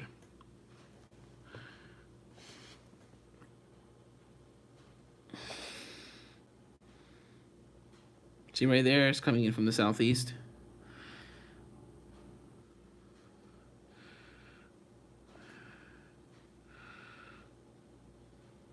See this one?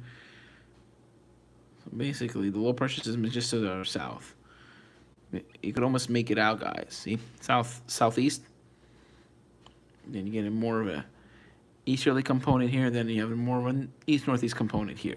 Where I am, the winds are actually from the east right now. We have due east winds here in New York and Queens.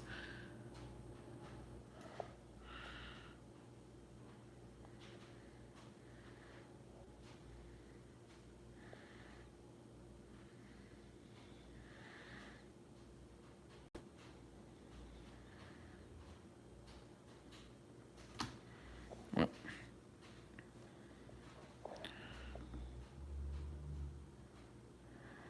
can't control, like, as soon as I lift my, like, yeah. I don't wear it. Yeah, it's actually from this finger. This finger doesn't usually twitch like that. I'm not even doing it. It's doing it on its own. Like, see how fast it's going?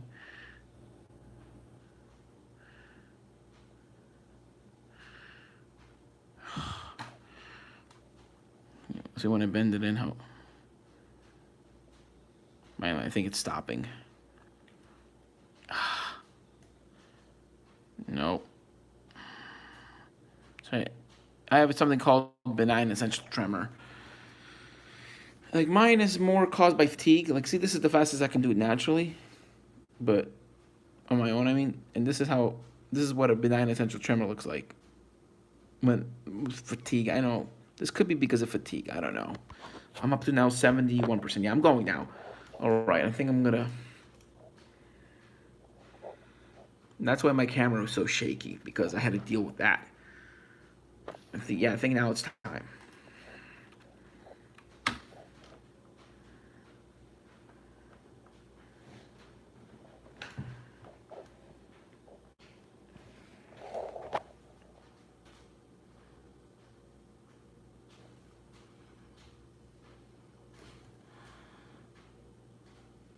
Alrighty.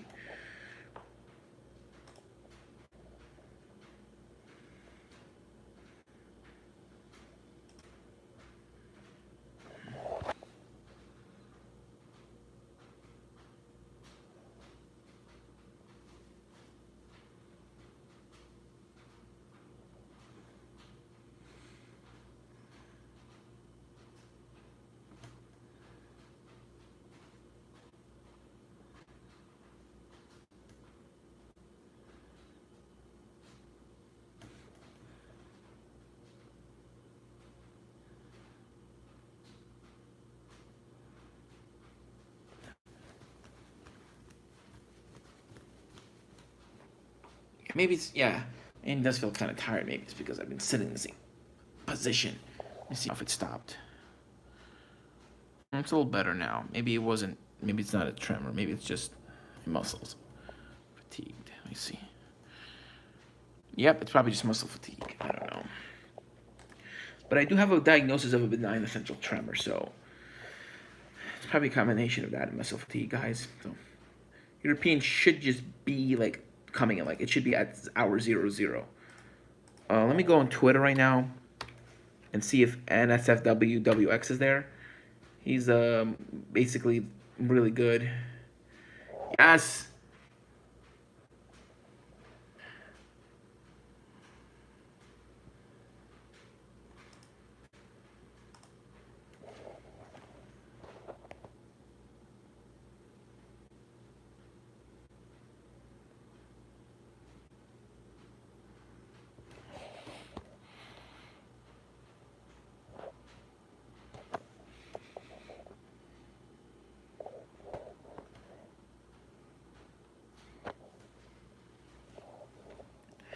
This is exactly why I'm going on a hunger strike. This is how important.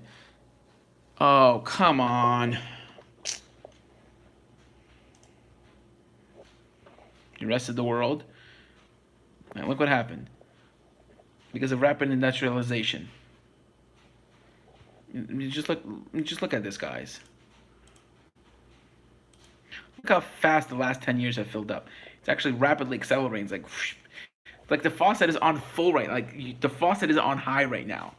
See? In the 70s, when everyone was worried, it was filling up fast, but not too fast, and it just suddenly accelerated. Let's go to the 70s, when people were really worried about climate change. 80s, 90s, and then even faster acceleration. Only 9% of the carbon budget left, or 10 years left. Wait.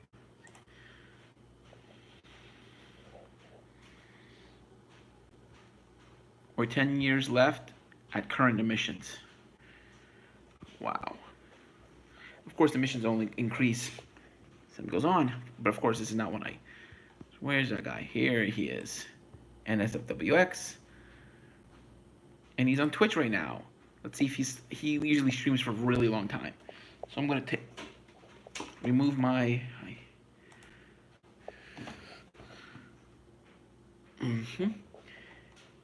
and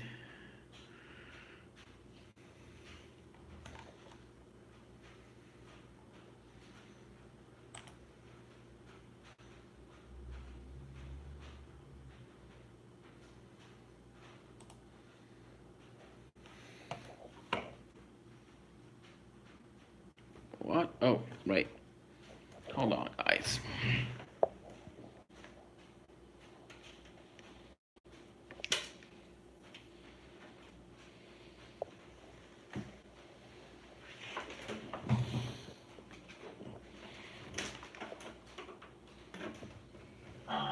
As well as some new followers as these systems tend to get exactly.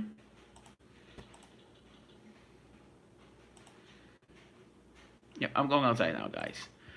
Yeah, So the warm tongue at 850 would pretty much mean freezing rain. Because what happens is 850 relative to the rest of the atmosphere, 850 is a little too low, so it doesn't have time to 18Z, refreeze 18Z, into sleep Euro as 18Z. it falls through. Now, the depth of the warm tongue is also the major issue. What's he You can talking get about? sleep out of this if it's a very shallow warm tongue. So again, if our warm tongue, for example, is, let's say here's where the snow falls, and here's our warm tongue You know, and the sounding's like this. in the atmosphere, and then this is where, let's say, the warm tongue ends, Sleep. and then it begins freezing again. So this is all warm in here. As it falls through, falls as snow, turns to a water droplet, comes back out, and this air is freezing, it could turn to sleet if this is high enough in the atmosphere so that the water droplets have time to refreeze into sleet. Now, if that's not the case, and this falls through as snow, turns to sleet, and it's a very shallow warm tongue, or I'm sorry, it's a very, it's a good depth to the warm tongue, and it stays frozen for longer. The closer you get to the surface, the less time that has to refreeze. It's going to fall as rain, and the ground is frozen. For most of this area, it's well below freezing. It's like 27, 20. It's real cold too. The surface cold is very, very, very good. So that's my biggest thing, is that the surface cold is a good indicator. The fact that it's going to be that cold at the surface, and that's why freezing rain typically does not win out as much, especially into interior New York and even into interior. You don't see big freezing rain storms as often. They do happen, but we don't see them as often, is because the surface cold, the amount of surface cold that we do have, the cold at 925 and lower, is a good indicator of that cold air is going to get racked in, and it could very much cool the column. We could see the column cool. It could stay asleep. Now, I'm not saying that it would be all snow. I do think we probably hold on to snow longer in some of these areas. But I would say probably sleet more so than freezing rain, if it were to fall. So typically what happens on most of these events, and I'll just talk about, my general area, for example, because I've seen these, let's just say right into this area here, an area that I'm actually super, super familiar with on exact forecasting. What typically happens in events is the front end comes in faster than modeled, stronger than modeled, because the energy from the southeast is always under modeled relative to the actual southern shortwave. So this piece of energy diving out is usually drowned out by this strong southern shortwave. So what you end up getting is an under modeled piece of energy, more strength with that weak low pressure that's going to be riding out this way. So it's usually stronger precipitation, it's actually going colder to precipitation. go like this. And it comes in much, much faster. Not like this. Usually, at that rate, it's beating out the warmth. The cold air is winning out, and you usually end as in freezing rain and whatever the case may be. Now, it gets a little more technical because we're talking about a warm. It's going to end up wanting to transfer to a coastal low, which is going to allow for that cold air to really stay kind of. My shit's running all slow because I'm streaming. 6 snow and half an inch of ice. I can't remember. There is the threat for a significant ice event in the central PA. Yep. It's a different climate. We'll go over that probably. Yeah. A little bit closer. This is guys what I was concerned about. Down some of the freezing rain stuff. Mm-hmm. That's the 18-0 around the Euro. Areas here. Sleep. Probably hold on to snow a little bit longer than what they're being forecasted as.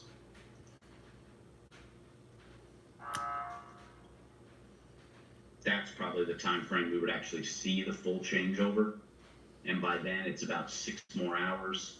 The Euro, the problem is what the Euro does is it keeps the primary into PA, so it holds on to that primary southern border. NAM, you can tell the NAM is going to end up wanting to transfer to a weak coastal low, which is going to allow for that cold air to really stay kind of wrapped in and be much cooler relative to what the European shows.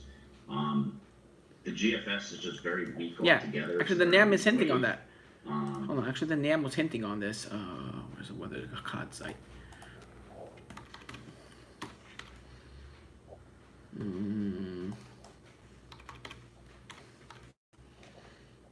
Let's go. Let's go to Nam Nest here, guys.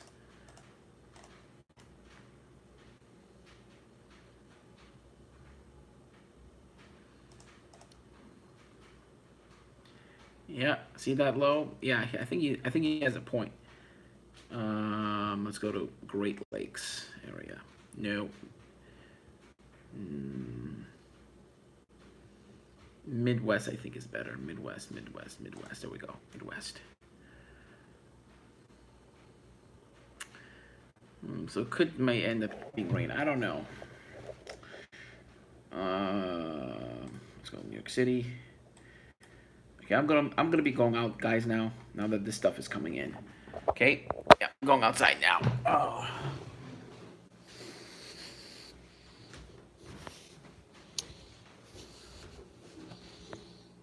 Alrighty, now I'm I think up to 75%. Yep. Phone's pretty charged.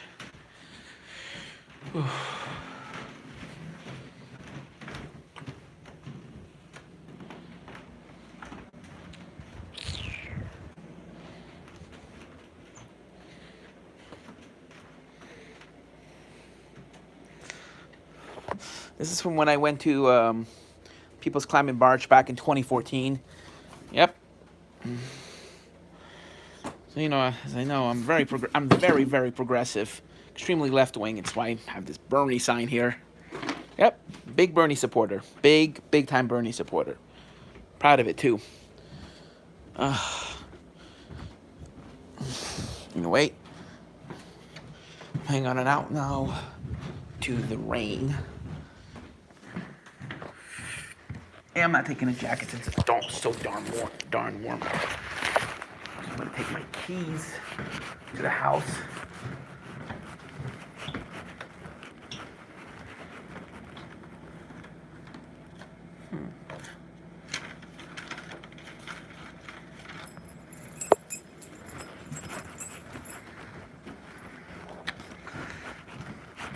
Yeah, because I don't want to wake my staff up.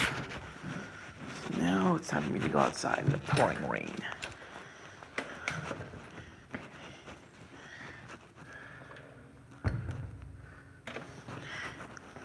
Hey Dale, is Sean watching this video too, by any chance?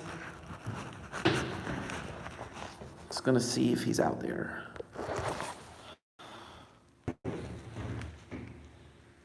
Oh, thanks Dale. Yeah, he's probably sleeping. It's 12:30. Oh wow, look at that! The Christmas tree is finally up. Look at that. The super put up the Christmas tree. Anyways, oh man, it's been pouring like this. Oh God, it started pouring at like 5 p.m. It's been raining like this since actually 5 p.m. It's when it's really started raining hard. It's been raining like this heavily for the past 7 hours, actually 6 hours. Since 4 p.m. it's been raining really hard. It's now actually 8 hours. My bad. It's been raining like this for 8 hours. And now that really heavy band is coming in. It's about to get even heavier than what it's doing right now. Oh, wow, it's really hard.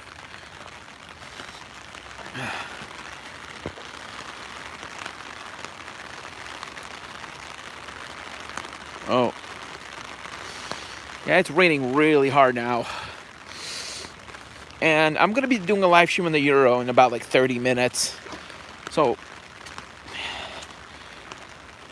And I might just do it from the phone, because I realize that when I do it from the computer, it's I don't know if I'm gonna do it from the phone or from the computer. It's about 50 degrees outside right now with moderate to heavy rain. I mean, there's no flooding where I am right now. It's still. Let me zoom in just for a little bit there. It is really coming down. Now it's starting to get a little heavier. That's probably because of that band coming in. It's still in southern Queens. The heaviest is still about, I would say, 5 minutes away. Look at all this water, guys. I mean, look at all this. Holy. Jeez. I mean, look at all that water.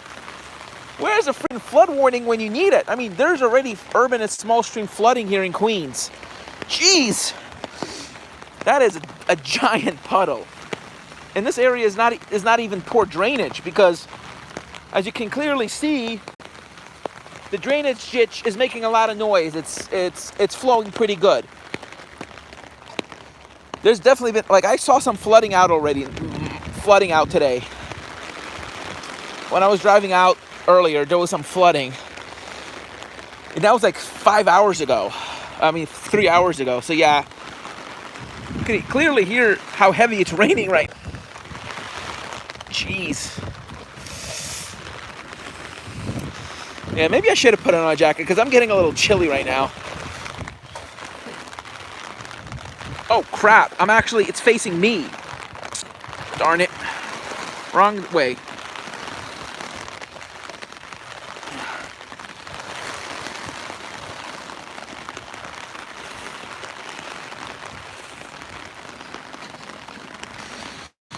Holy Mike, look at all this water, guys.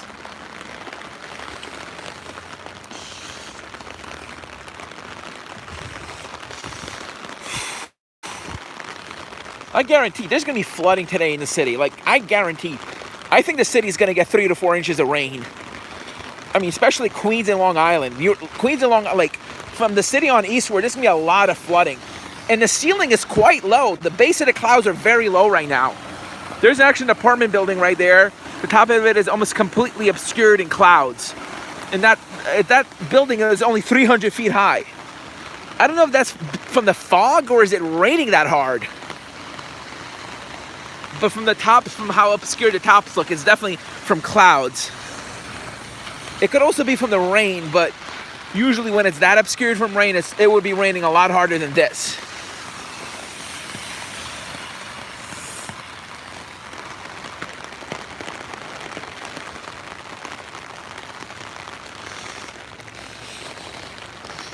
I mean, look at all this water, guys. I mean, this is not even the worst of it. There's more stuff coming in from like New Jersey and Delaware that we still have to go through. If you look close, you could actually see the water running down the street. Holy guys, I mean, look at this. That's actually moving water. You could actually see the ripples if you look closely. That is a lot of water, guys. That is a heck of a lot of water. Let me get away from the tree. Yep, now the rain's starting to get heavy. Now there's big drops coming down.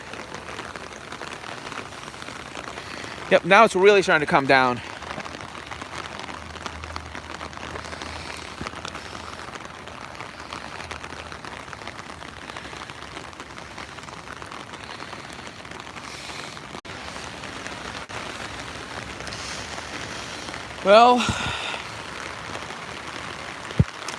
Well, there's a lot of water coming at me right now. Yeah, there's a whole slug of moisture.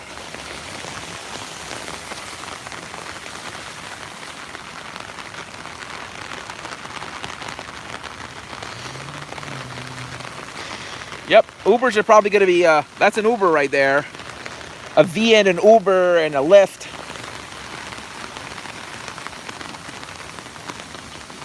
Now the drops are getting big.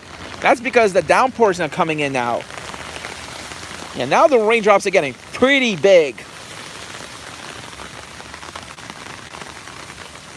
Let me find a good spot so I can show you how big they're getting. See, there's a little dark area over there. Like, it is absolutely pouring outside.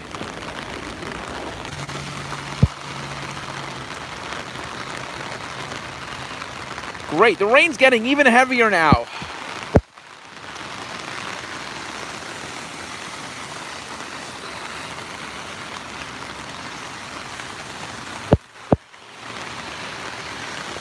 Okay, this thing is acting up right now. For some reason, it froze.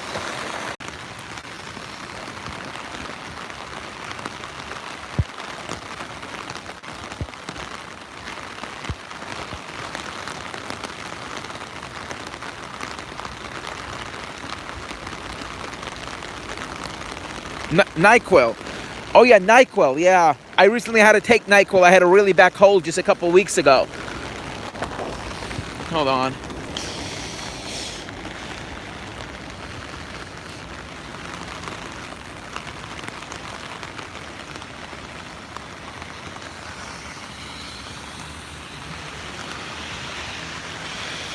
Jeez, look at all this water.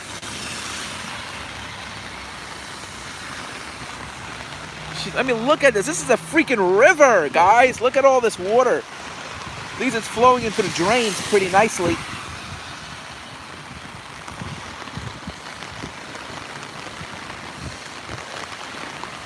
Well, the rain started about, I would say, the first drops of rain, like it started raining right around 3:30, 4 p.m. It started raining like this just around 4. So it's been raining heavily for the past 8 hours. I mean, I'm surprised there's no flooding going on, like real flooding, because at this rate, there should definitely be flooding. I mean, I have a friend of mine who lives in Lancaster, Pennsylvania. There's a bridge, an Amtrak bridge, that always floods in really heavy rain, from what he told me. And it would definitely flood in rain like this. I mean, especially if it rained for like 12 to 24 hours like this. Usually, if it thunderstorms for like 3 hours, it floods. I mean, this is definitely not thunderstorm intensity rain, but it's heavy. I mean, this is like at least, what we're dealing with right now is about 1/2 inch to 1 inch an hour rainfall rates right now. Earlier, it was about 1/4 to 1/2 inch an hour. So I think when all is said and done, we might get 3 to 4 inches of rain here in Queens when this is all done tomorrow morning. I think LaGuardia and JFK will probably pick up between 3 and 4 inches of rain. I mean, I don't have a rain gauge, so I don't know how much rain came down, but I think over 1.5 inches already came down. Radar estimates already show over 1 inch of rain for parts of the city. And that was like 15 minutes ago, so we already have over 1 inch already on the ground, and now we're getting the heaviest of the rain coming in right now. The Euro should be coming in right now. And unfortunately, it looks like areas in north and central Pennsylvania are going to get a very bad freezing rain event, especially areas north of Lancaster going into Allentown, Bethlehem. They're going to get a lot of freezing rain, maybe 1/2 inch of ice at least. I mean, that's based on the Euro right now. I'm basing that on the Euro. I mean, and then I don't know if this is going to happen, but we might get a really bad coastal storm next week, especially if that 500 millibar piece breaks off and crosses the country. We might get a really bad storm. But if it goes north, we won't get a really bad coastal storm. So it all depends on where that 500 millibar piece of energy goes, the type of storm we'll get. If that 500 millibar piece of energy basically breaks off in Southern California and traverses the middle of the country a little further to the south, or, there's a piece of energy that gets sucked up north, sucked up the East Coast, we're going to get a major snowstorm along the East Coast. Basically, it may start off as rain, but as that storm bombs out, as that storm just rapidly intensifies, it's going to pull down a lot of cold air from the north, and it will also produce its own cold air through a process of evaporation, and the pressure changes actually pulling down cold air from the higher altitudes, from the higher elevations. That's called dynamic cooling. It's a combination of evaporational and, dynamic cooling is cooling caused by falling pressures. Basically, as the storm intensifies, air rises and cools, so that process will actually cool down the atmosphere, and then you'll have another process of evaporation. So basically,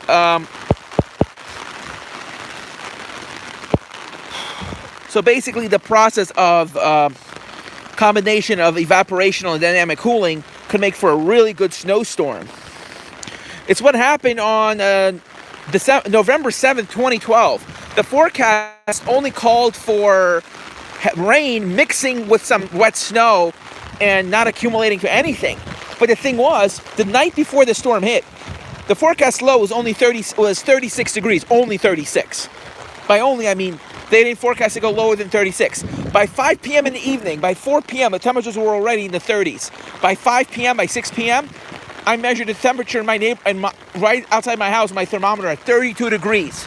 Much colder than forecasted. Much, much colder. And because of that, I expected a major snowstorm. I knew that there's going to be a lot of evaporational cooling Plus the sky was still pretty clear. It didn't start getting cloudy until past like midnight. And by then temperatures were close to 30 degrees. So I knew that the freezing level was pretty close to the ground. It was, the freezing mark was actually crashing down from Canada. And wow, look at all that flooding. And I expected a major storm. Thing was, I didn't really think of putting my forecast out on Facebook and causing a panic, because I had a lot of friends who relied on my forecast. But I told my mom that there's going to be a major storm. I told my family that there's going to be at least 6 to 12 inches of snow. I wasn't sure if I was like I was basing on what I saw on the models, the way the model looked. I was just basing it on surface temperatures. Back then, I didn't really look much at the higher altitudes like I do now. But it showed freezing temperatures almost extending down towards the city. And it didn't have precipitation snowfall forecasts like it does now. It didn't have that back then. Back then, weather that caught only had surface level pressure, precipitation accumulation, temperature. Like, it didn't have snowfall. I made that on my own. I actually said 6 to 12 inches. I based that on my own. I made my own, forecast and said 6 to 12 inches for our area. And the thing was, in the morning, it was still in the 30s. It warmed up a little bit. It was 37 degrees when I woke up, and I saw a heavy band of precipitation approaching from the south, and it actually began as a mix. It didn't even start as rain like forecasted. Highs were forecast to be in the 40s that day. We never cracked 40. In fact, after it started raining and snowing and mixing, it stayed around 30. It hovered around 36, 37. And then as the day went on, the temperatures just crashed to the low 30s, and everything by 4 p.m. just changed over to heavy snow. Like, really heavy snow. It was snowing at 1 to 2 inches an hour. There was even thunder snow. And I called the National Weather Service, and I was telling them that it was snowing really, really hard, and how the roads were getting covered. And I reported 4 inches of snow by like 5 p.m. And I expected a lot more snow to come in. And you know what they did? They didn't even issue a winter storm warning. They only issued a winter weather advisory. And you know how much snow I got in the end? A foot. 12 inches of snow in Queens Village, New York. In Hollis Hills, I got a foot of snow. And the National Weather Service never even issued a winter storm warning. They never even when I told them there was 8 inches in the ground, they didn't believe me. I mean, I don't know if they believed me or not, but they never issued a warning. They continued it at a winter weather advisory saying 2 to 4 inches. And I already told them that I had 8 inches on the ground. Like, it was snowing like cats and dogs. My last report to the National Weather Service was 10 inches.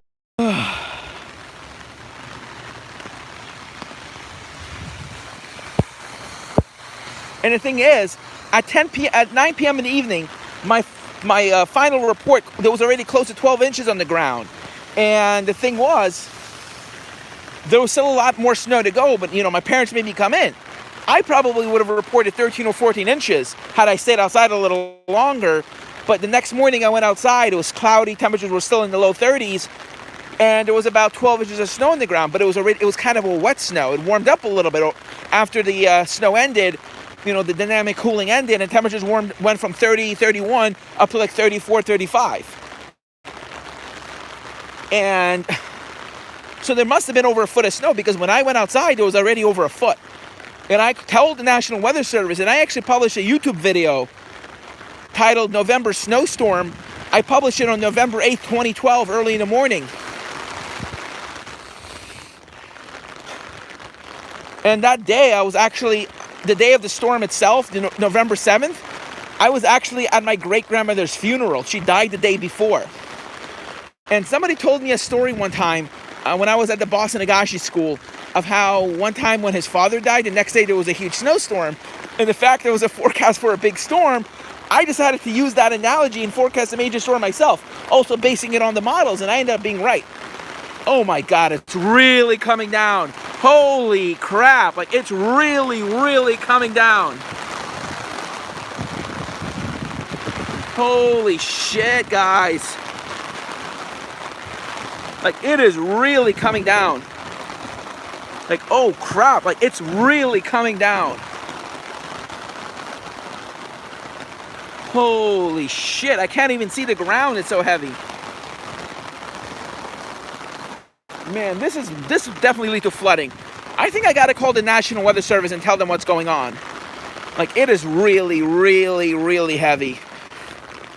The National Weather Service should have issued a flash flood warning. Maybe, I mean, there's no flood watches in effect for Queens, and it's raining like really bad. The bottom of my jeans are soaking wet, and that's not from puddles. That's from the rain, guys.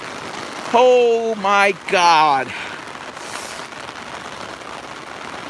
Oh, I mean, I was talking about that November snowstorm just now. You know, the reason I was talking about that storm was because I'm thinking that storm, if that 500 millibar low decides to go a little further south, we may get something like that, or maybe even a bigger storm. I don't know. But the fact that it's a cutoff low means the storm could stall off the coast. Oh my God, the puddle is huge now. It's much bigger than it was before.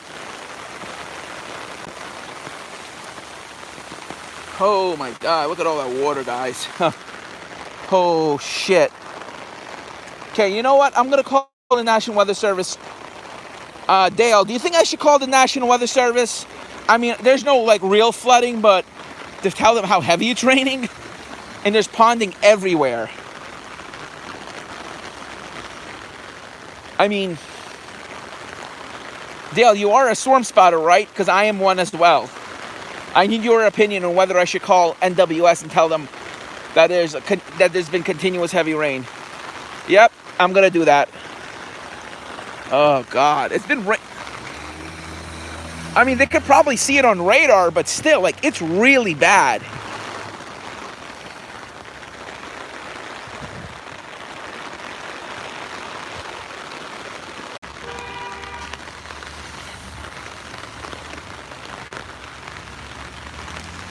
So, guys, currently we're dealing with really heavy rain. If you look closely, there's just a gully of water just running down this street here. Like, this whole street is just one big gully. Like, it's literally like one big gully washer, guys.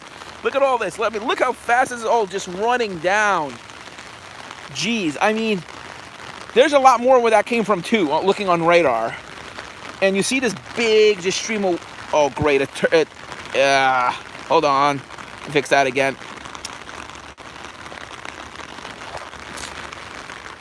I mean, just look at all this water just running off. I don't know if you could see the outline of this big, like, puddle here. Like, it's, oh, come on, it flipped over again. Jeez, I mean, this is just one big gully washer right now. I mean, and this is not even poor drainage. And the water here is rushing really fast, and it's like several inches deep here. This place used to flood all the time when before this drain was cleared up. I mean, trust me, it would be flooded right now. If this drain was not open the way it is, the waters would be up to the top of the wheel rims right now, guys. I mean, look at all that water coming in. Look at all this water just flooding right in. Like, there's definitely going to be flooding on the highway underpasses. Poor drainage areas are definitely going to be flooding right now. Like, it's really, really bad.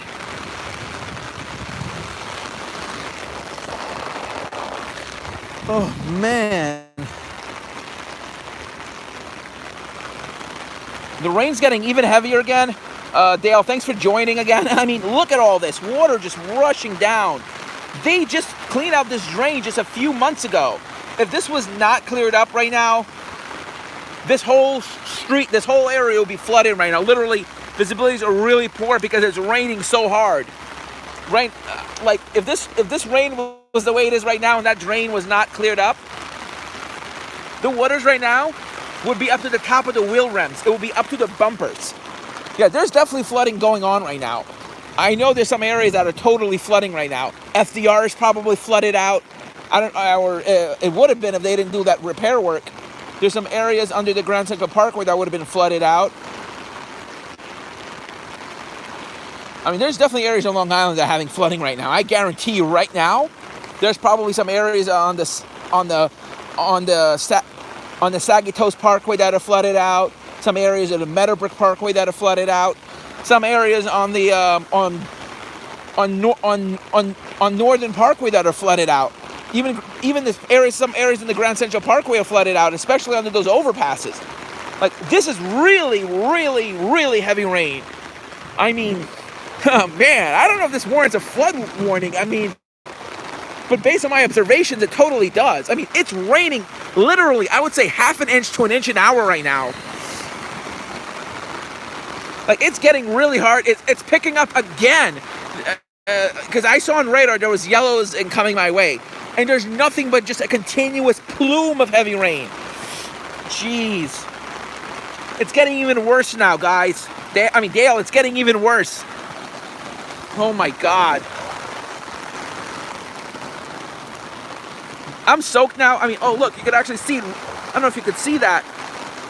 But it looks like it looks like a hurricane kind of the way it's coming in. Jesus Christ, guys. I mean, holy crap. This is really heavy. I mean, not like this. I saw what you're going to get. You're not going to get anything like this, Dale. You're not.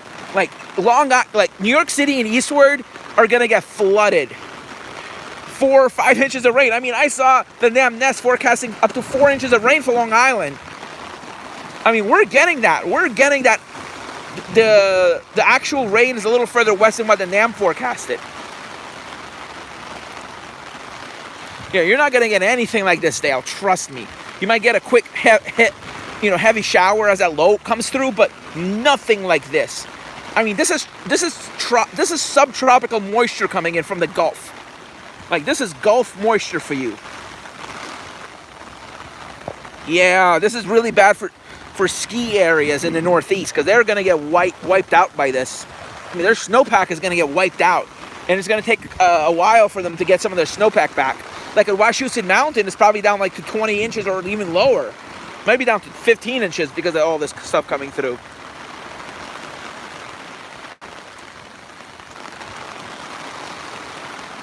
Jesus, man. I am freaking soaked right now. The bottom of my shoes are literally soaked to the brim. It is raining so hard that visibilities are like a half a mile right now. And this is not fog. It's literally raining that hard. It looks like it's fog. There is no fog. It's raining that hard. Visibilities are under a mile right now with very heavy rain. Like sometimes, when it snows, when you listen to the No Weather Radio, they say snow and fog is reported. But when they say snow and fog, that's actually snow. Usually, like if it's really heavily snowing and you hear snow and fog, that's just snow limiting visibility. But they consider poor visibilities to be fog, even though there are no low clouds. Like you could have a ceiling of 10,000 feet with very heavy snow, and that'll be considered snow and fog. Because, you can't even distinguish up and down, or you have complete vertigo, and if you have heavy enough snow and strong enough wind, you have total whiteout conditions.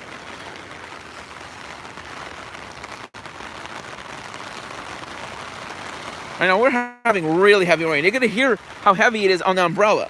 At least now the drops are like a little smaller now, but now it's more of a steady heavy rain.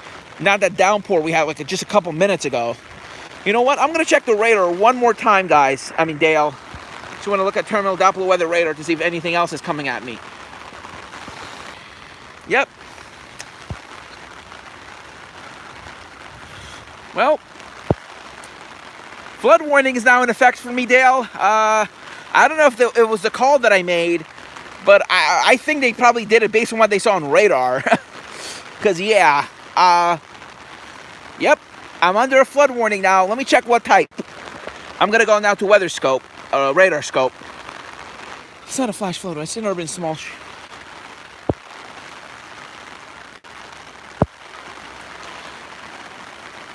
Yeah, it's not a flash flood warning because I didn't see it on radar scope. It's probably an urban and small stream flood advisory because that's what's basically happening right now. We're having urban and small stream flooding right now, or urban flooding. There's definitely some urban flooding going on. I already saw some of that just now, a couple minutes ago. There's definitely some urban flooding going on right now. And look at that. I don't know if you can see that, but I think if I could put on the camera, let me see if I could turn the camera on. Yeah, enable flash.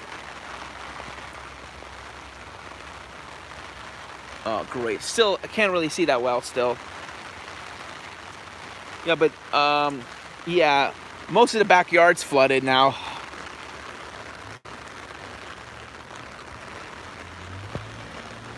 Anyway, it's raining really hard right now.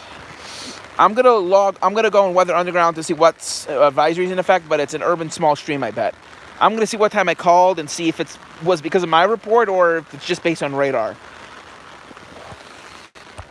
Well,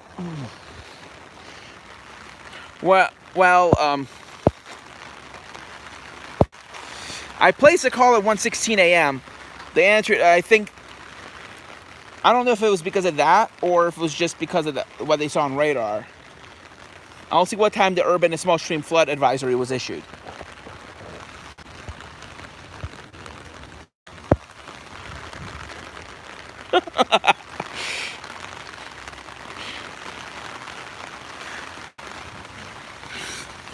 It was actually my, because there's definitely gonna be some stalled vehicles.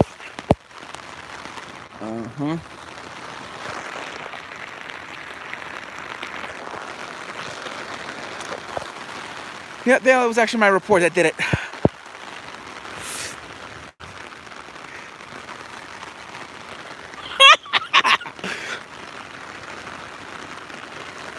Oh my God.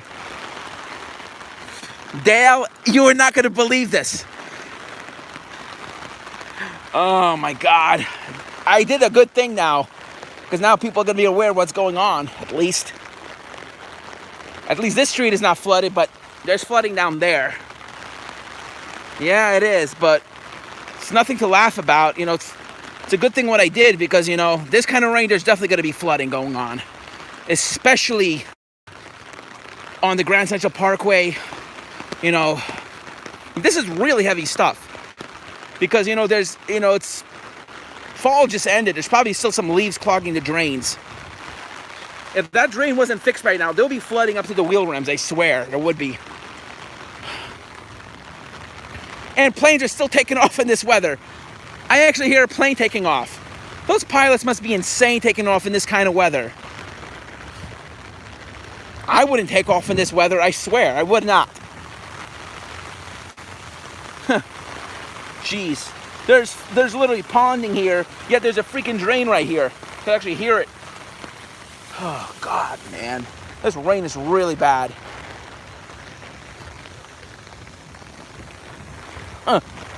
Jeez. That drain is actually working really well. Yeah, it's bad. I mean, they just fixed this drain a couple months ago, Dale. They just fixed this. They literally just fixed this stream a couple months ago. This drainage, I mean, this whole area would be flooded if they didn't fix this right now. Especially with the rain we've been getting the past 10 hours, actually. I mean, look at this. It literally looks like a wave of water. I mean, that water here is at least 5 inches deep. I mean, let's see how deep it is. Stick my foot in. Holy crap, that's about 4 inches of fast-moving water here. And at least it's moving, At least it's going into the drain and not, it's not just accumulating here. Because with that amount of water spilling there, going here, the whole area would be under like a foot of water right now. Maybe even more. Like a 10-minute downpour flooded this whole area one time. The rain we've been getting, I said there'll be water up to the wheel rims right now, up to the top of it too. Just when I thought the rain is letting...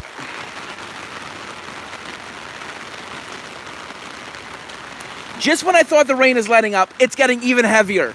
Come on already. I mean, there's already a flood warning in effect because of my report, and it's still raining.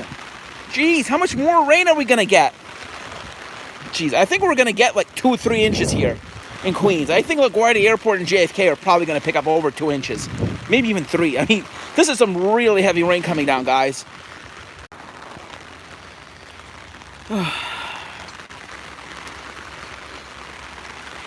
Okay,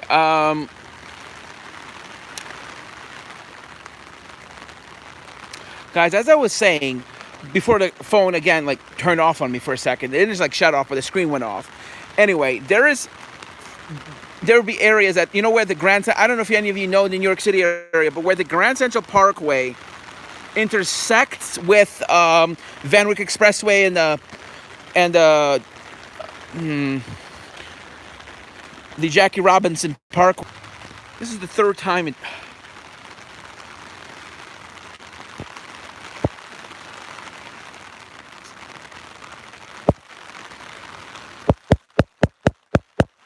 that's like the second time in only a few seconds that the screen just shut off on me. I'm not even pressing the power button. My finger is really far from the power button. As I was saying, the area where the Grand Central Parkway veers off to the Grand Central, Jackie Robinson, and the Van Wyck is where there will be some flooding under that underpass, the Queens Boulevard, the Union Turnpike underpass, mind you. I don't know if they fixed that area, but there's probably quite a bit of areas that on those parkways that are flooded right. Yeah.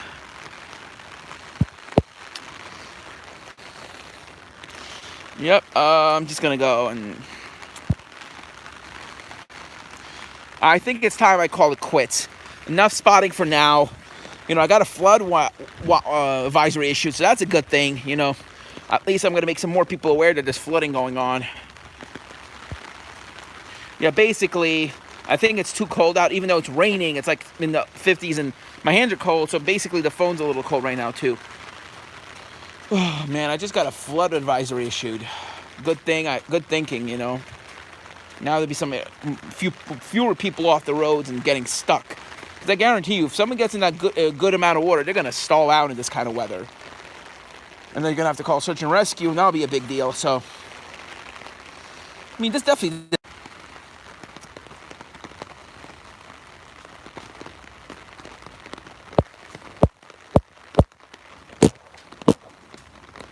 I mean, there's quite a bit of standing water right now. I think we're having a bit of a lull right now. Yeah, and my screen shut off again. So you know what I'm going to do? I'm going to go right now. So right now I'm going to go look at the radar again. Terminal Doppler weather radar. I think there's one more heavy band that's about to come through, and then I'm going to go inside.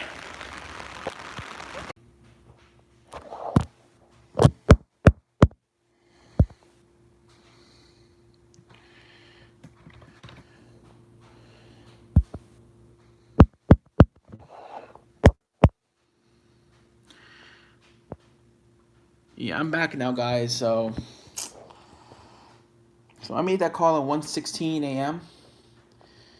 I mean, I could show you guys. I made the call to National Weather Service right around 1:16.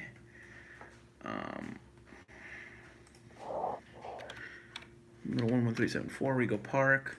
So the report from here is, I think, rain. Yeah, let's see. Flood advisory, National Weather Service Queens.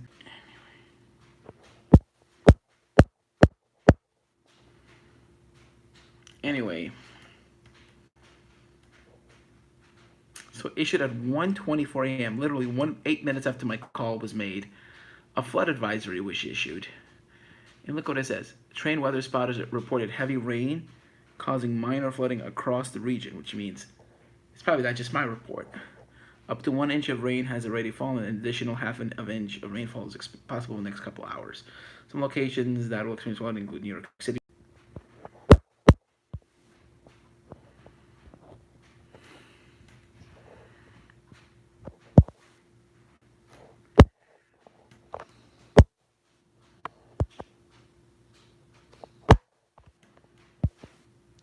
Where I'm from, touch the screen every so often.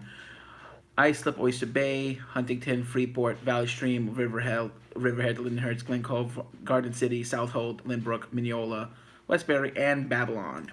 Actually, I used to work in Babylon, just until recently. Nice place to work at. Anyway, yeah. So basically, National Weather Service issued this flood advisory, most likely because of my report. I didn't think they were going to issue a flood advisory, but I still went ahead and checked. Just to.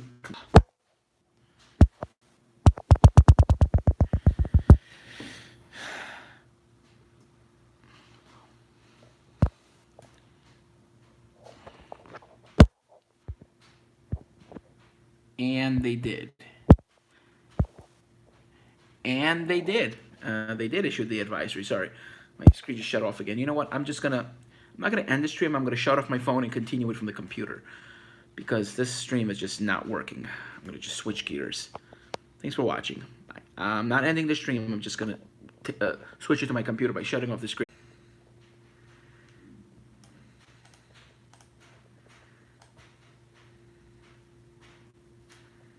Of course, completely different animal. Look at this. Basically, you see this. This is what's probably gonna happen, guys. Coming over to California. Ooh, ooh. What the hell? What the actual hell? Huh.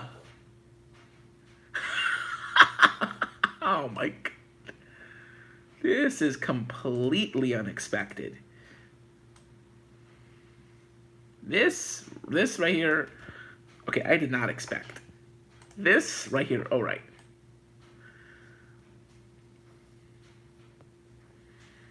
This completely shocked me here. And yeah, looks like we are gonna have an ice storm, guys. Did not really like the looks of this. Oh yeah, looks like ice storm it is, and now looks like it's gonna be a coastal event too. Oh no, ice storm. I gotta warn people.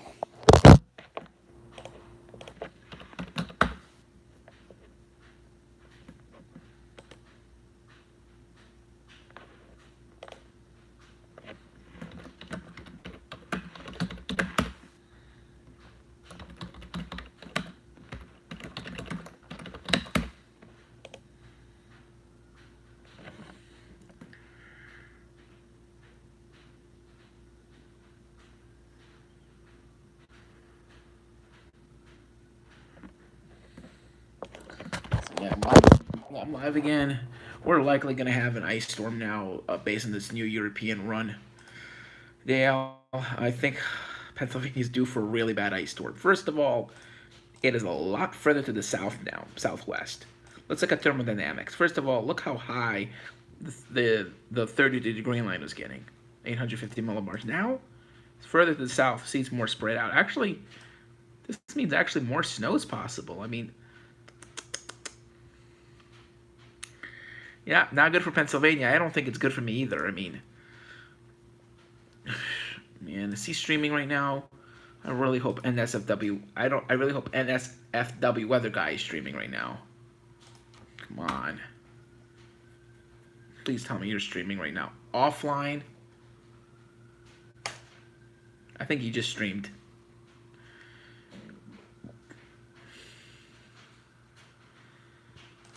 Mm-hmm.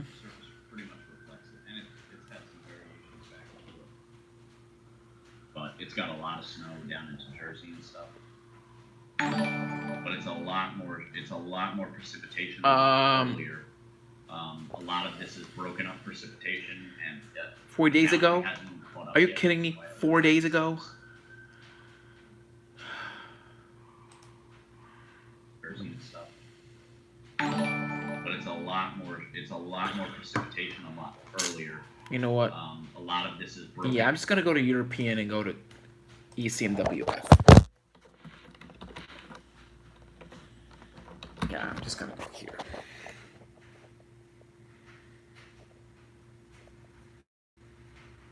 Oh my God, India's about to get a hurricane. Oh wait, that's the GFS.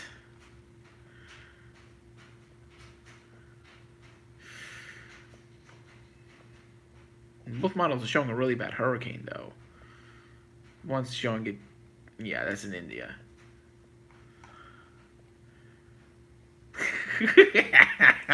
I mean, look at this. Oh, wait, that's Dorian. Okay, why are they showing me this? This is September 2019. I don't need to be looking at that. October 26th, latest. I need the current run. I need what's going on now. Pretty blizzard of 96.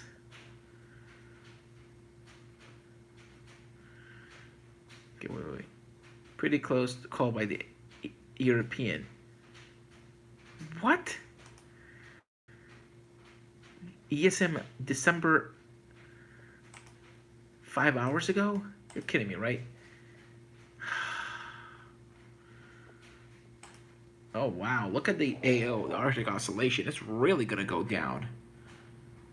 Oh yeah, as I said, this winter's gonna be very cold and snowy. I said this several times because of the water temperatures right now in the Arctic, and I mean the water temperatures in Labrador and the North, and even the NAO. It's falling. I mean, look at that. Let me check the NAO now. Let's go to Philadelphia radar again. I mean, oh yeah, guys. I'm gonna be ending this stream on the smartphone. I'm gonna be starting a new one. So Dale, I'm just gonna be ending the stream on the phone because I don't want to hold the phone like this. It's gonna be better if it's on the phone though. I mean on the desktop. I got you. So yes, I'm going to the desktop stream now. I'm actually gonna start a new stream on the desktop, and I'll be ending this one. So just join the new stream because this one has gotta go. This stream is ending right now. Oops, Camtasia Studios, my bad. And yeah, that's how I make my videos, is Camtasia Studios. That's how I do my recording this, that's basically when I want to record my videos. Or not live them. Anyway, so good stream. All right, I'm going to be ending the stream right now. So who else is watching? Just want to... I'm going to title the stream, same channel, is going to be titled ECMW, European, basic, I'm just going to say snowstorm forecast, because, there's a chance of a snowstorm. Now the Euros are like all over the place. Now it's saying it's going to go down here. The GFS is saying it's going to go up there. Both the models are just all over the place. Probably we are going to get a storm.